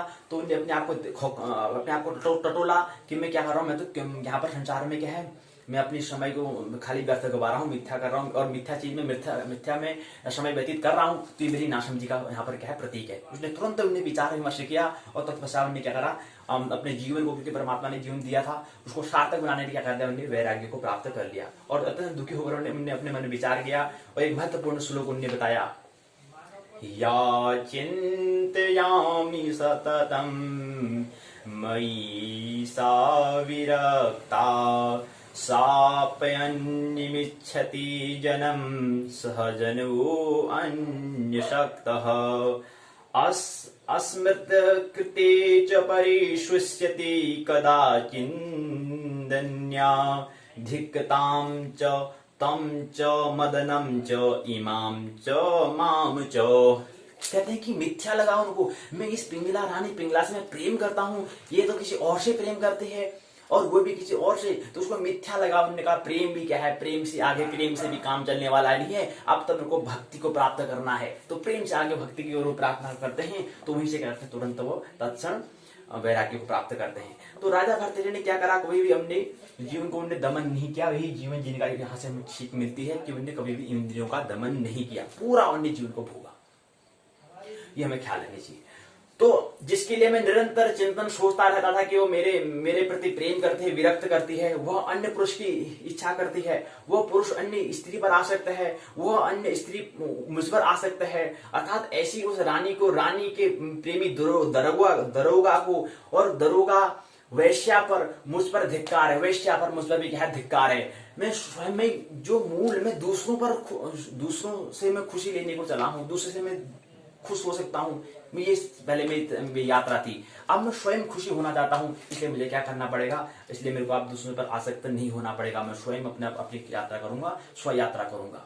तो उन्होंने सोचा कि अपनी पिंगला सोचता था कि ये मेरे को बहुत चाहती है, किसी के चाहने से मेरा चाहना नहीं बनता है, कोई व्यक्ति किसी की इच्छा को पूर्ति नहीं कर सकता है, न वो कर सकता है न दूसरा उसको कर सकता है। लेकिन हम थोड़ा भूल में होते हैं, भूलवश होते हैं, तो ऐसी घटनाएं होती रहती हैं। तो यही घटनाएं क्या हुई, भर्तृहरि की हुई। लेकिन भर्तृहरि समझदार व्यक्ति, तो समझदारी उनने उपयोग किया, समझ का उनने उपयोग किया। उनने कहा व्यर्थ में मेरी दिशा, मेरी यात्रा क्या है, विपरीत दिशा में हो रही है, प्रकृति के अनुकूल नहीं प्रतिकूल हो रही है। इसलिए उन्होंने अपने आप का क्या करा, धिक्कार किया अपने आप को। मुझ पर भी धिक्कार है, वैश्या पर भी धिक्कार है, दरोगा पर, प्रेमी के दरोगा, रानी की प्रेमी की दरोगा पर भी धिक्कार है, रानी पर भी, पिंगला पर भी धिक्कार है, जो इतना मैं भरोसा करते गया। लेकिन क्या हुआ, राजा भर्तृहरि इस घटना के आधार पर उन्होंने कहा तो बड़े दुखी हुए और राजभवन को त्याग कर वैरागी बन गए। राजा भर्तृहरि से योगी भर्तृहरि बन गए। और उन्होंने क्या करा, इन्हीं के सहयोग से इनने 3 शतकों का यहाँ पर उपयोग किया। और चौथा है वाक्य पदी का उन्होंने क्या करा, सृजन किया। तो ये यहाँ पर योगदान का होता है। कितना महत्वपूर्ण बात, नीति शतकम, श्रृंगार शतकम, वैराग्य शतकम। तो जीवन को उन्होंने बताया, पहले नीति के बारे में बताया था, प्रकृति के रजोगुण को उन्होंने बताया। प्रकृति के रजोगुण को समझो, प्रकृति त्रिगुणा है, प्रकृति को समझो। उसका उन्हें श्रृंगार, प्रकृति को भोगो, अर्थात प्रकृति के तमोगुण को उन्होंने समझाया। भोगो जीवन को, पूरा जीवन भोग बना है। लेकिन उससे पहले उन्हें नीति शतक को बताया, उससे पहले उन्हें रजगुण को बताया, उसके बाद श्रृंगार शतक को बताया। और साथ ही साथ उन्होंने फिर एक तीसरा शतक भी बताया, वो बताया वैराग्य शतकम। शतक गुणी भी बनो, तीनों गुण आपके अंदर हैं, लेकिन तीनों गुण आप प्रकृति के तीनों गुण को आप समझते नहीं है। गुण तो आपके अंदर हैं, लेकिन आप क्या है, रजोगुण और तमोगुण में फंसे हो। आप सतोगुण भी बनो, तो सतोगुण आप प्रतीक वैराग्य शतक उन्होंने बताया।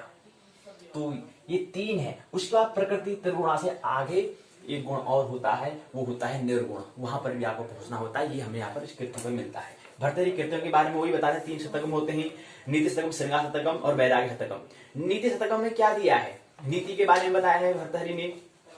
अब शतकम नीति के बारे में 100 श्लोक, श्रृंगार के बारे में, मतलब भोग के बारे में, सौंदर्य के बारे में 100 श्लोक। श्रृंगार यहाँ पर थोड़ा स्त्री के बारे में ज्यादा भोग विलास करते थे, इसलिए वहां पर श्रृंगार शतक में कह रहे हैं। अर्थात सौंदर्य के बारे में, प्रकृति के सौंदर्य के बारे में शतक के बारे में बताया, 100 श्लोक में बताया। ऐसी वैराग्य के बारे में जो शतोगुण बताते हैं, उसके बारे में यहाँ पर 100 श्लोक में बताया है। और एक चौथा कृति है वाक्य पदी, ये भी है, वाक्य पदी भी यहाँ पर उनकी कृति में आती है। तो 3 शतकों में ये बताने का प्रयास किया है। वाक्य पदी के रचयिता भर्तृहरि के नाम से जाना जाता है, तो इसलिए यहाँ पर 3 बातें होती है। अब यहाँ पर नीति शतकम में क्या है, नीति शतकम में नीति से प्रत्येक श्लोक में कवि भर्तृहरि ने नैतिकता का उल्लेख किया है। कविता के माध्यम से भर्तृहरि ने अपने जीवन के अनुभव को नीति शतकम में चित्रित किया है। इसमें नीति से संबंधित श्लोकों का संग्रह है। उसके बाद यहाँ पर आता है, उसके बाद श्रृंगार। श्रृंगार शतकम में भर्तृहरि ने बड़े ही उल्लासपूर्ण वर्णन किया है। श्रृंगार शतकम भर्तृहरि के यौवन उल्लास के व्यक्ति है। मैंने कहा यौवन मतलब भोग, भोग के बारे में बताया है। जो भोगेगा वही क्या होगा, वैराग्य को उत्पन्न हो सकता है। तो भर्तृहरि क्या, उन्होंने भोगा, पूर्ण होश पूर्वक जीवन जिया, उसके बाद जाके वो क्या वैराग्य को उत्पन्न हो, इसलिए वैराग्य शतकों की रचना कर पाए। तो उन्होंने भोग को भी समझा, वहां पर भी उन्होंने इसको जाना। तो भर्तृहरि के यौवन उल्लास की यहाँ पर व्यक्ति होती है, इसलिए इसको श्रृंगार शतक में बताते हैं। तीसरा है वैराग्य। वैराग्य शतक में कवि भर्तृहरि का सर्वस्व पृथ्वी होता है। यौवन काल में उनके सभी प्रकार की भोग्य पदार्थ का सेवन किया, उसके बारे में सांसारिक भोगों और मानवीय जीवन के दुख में का सुंदर वर्णन यहाँ पर किया गया है। हम कह रहे हैं कि अगर संसार के वस्तु से अगर हम अपने आप को भरने का अगर प्रयास करेंगे तो हमारी जो यात्रा है वो विपरीत यात्रा हो रही है, हमें ख्याल लेना चाहिए। तो यही बताने का प्रयास करते हैं कि आप वैराग्य शतकम में यही बताते हैं कि आप केवल जो भोग श्रृंगार के बारे में, प्रकृति को कार हार लेने से वस्तु पर अगर आप बोले जाएंगे तो अब आनंद कभी आपका शब्द एक शब्द आपके लिए हो जाएगा। आनंद क्या होता है इसके बारे में हम केवल आपके लिए शब्द रह जाएगा। अब आनंद क्या है उसको आप आनंद पूर्वक जीवन नहीं जी पाएंगे। इसलिए कहते हैं कि क्या हो, वैराग्य भी होना महत्वपूर्ण है कि जीवन का क्या है, जीवन में रस है, वो हमारे हाथ में है। इसलिए लेकिन अब हमारी दिशा कहाँ की ओर है, अगर वैराग्य की दिशा अगर अंतर जगत में हो जाएगी तो वही जीवन हमारा क्या बनता है, रसोमयी बन जाता है, वही जीवन फिर हमारा निरस बन जाता है। ये हमारी दिशाओं पर निर्भर करता है। यही यहाँ पर वैराग्य शतक में बताने का प्रयास करते हैं। बताते हैं, बहुत महत्वपूर्ण श्लोक बताते हैं। भोगाने भुक्ता वयमेव भुक्तास तपो न तपतं वयमेव तपताः कालो न यातो वयमेव याता स्त्रीणान् जीर्णान् वयमेव जीर्णा। इस संसार में आकर हम भ्रम में थे। भ्रम मतलब हमने बताया प्रकृति के अंदर पहले भ्रम था, मन की बात होती है। मन की बीमारी का प्रतीक है भ्रम, माया, मोह, ममता है। इस भ्रम से आगे हमें निकलना होता है। और भ्रम माया ही क्या है, मोह ही, यानी कि मन ही माया है, इसको हम कहेंगे। तो संसार में आकर हम भ्रम में थे कि जी भर के भोगों को भोग लेंगे, लेकिन भोगों ने ही हमें भोग लिया। हम तप नहीं सके, तप ने ही हमें तपा लिया। काल व्यतीत न हुआ, किंतु हम ही व्यतीत हो गए। हमारी तृष्णा, हमारी चाह, हमारी, कहते थे बुद्ध, वासना दुष्पूर है। वासना अर्थात तृष्णा अर्थात इच्छा की बात करते हैं, तीनों दिन बढ़ती गई। हमारी कभी चाह कभी पूरी हुई, कभी पूरी नहीं हुई।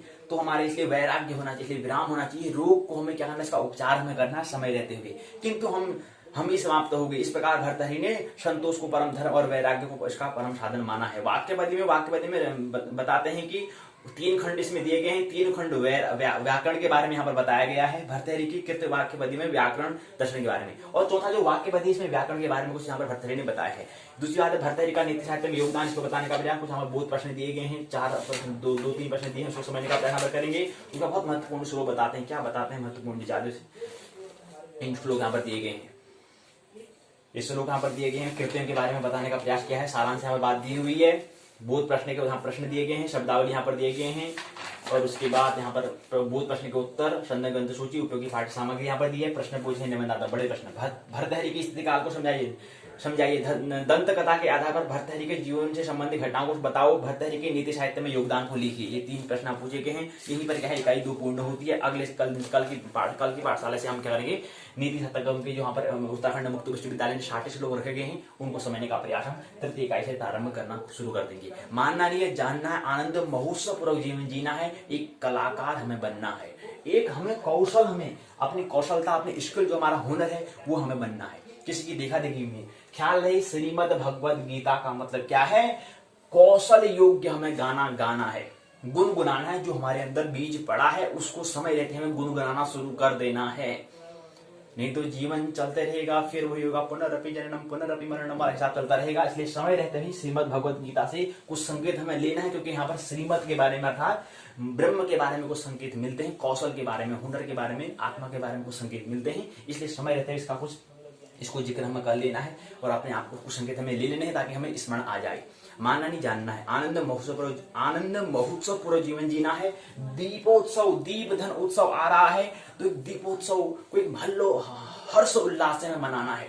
हर साल आता है, लेकिन इस साल और भी हमें उल्लास से मनाना है, आनंद पूर्वक। हम कहते हैं कि इस बार सभी लोग आनंद महोत्सव, दीपोत्सव, दीपों का उत्सव, और दीपों अर्थात दीपों का प्रज्वलित करें, जलाएं। मेरी बातों के प्रिय पूर्वक शांति तो सुना, बहुत बहुत अनुग्रहित हूं। अंत में सर के भीतर बैठे परमात्मा को प्रणाम करता हूं, मेरा प्रणाम स्वीकार करें।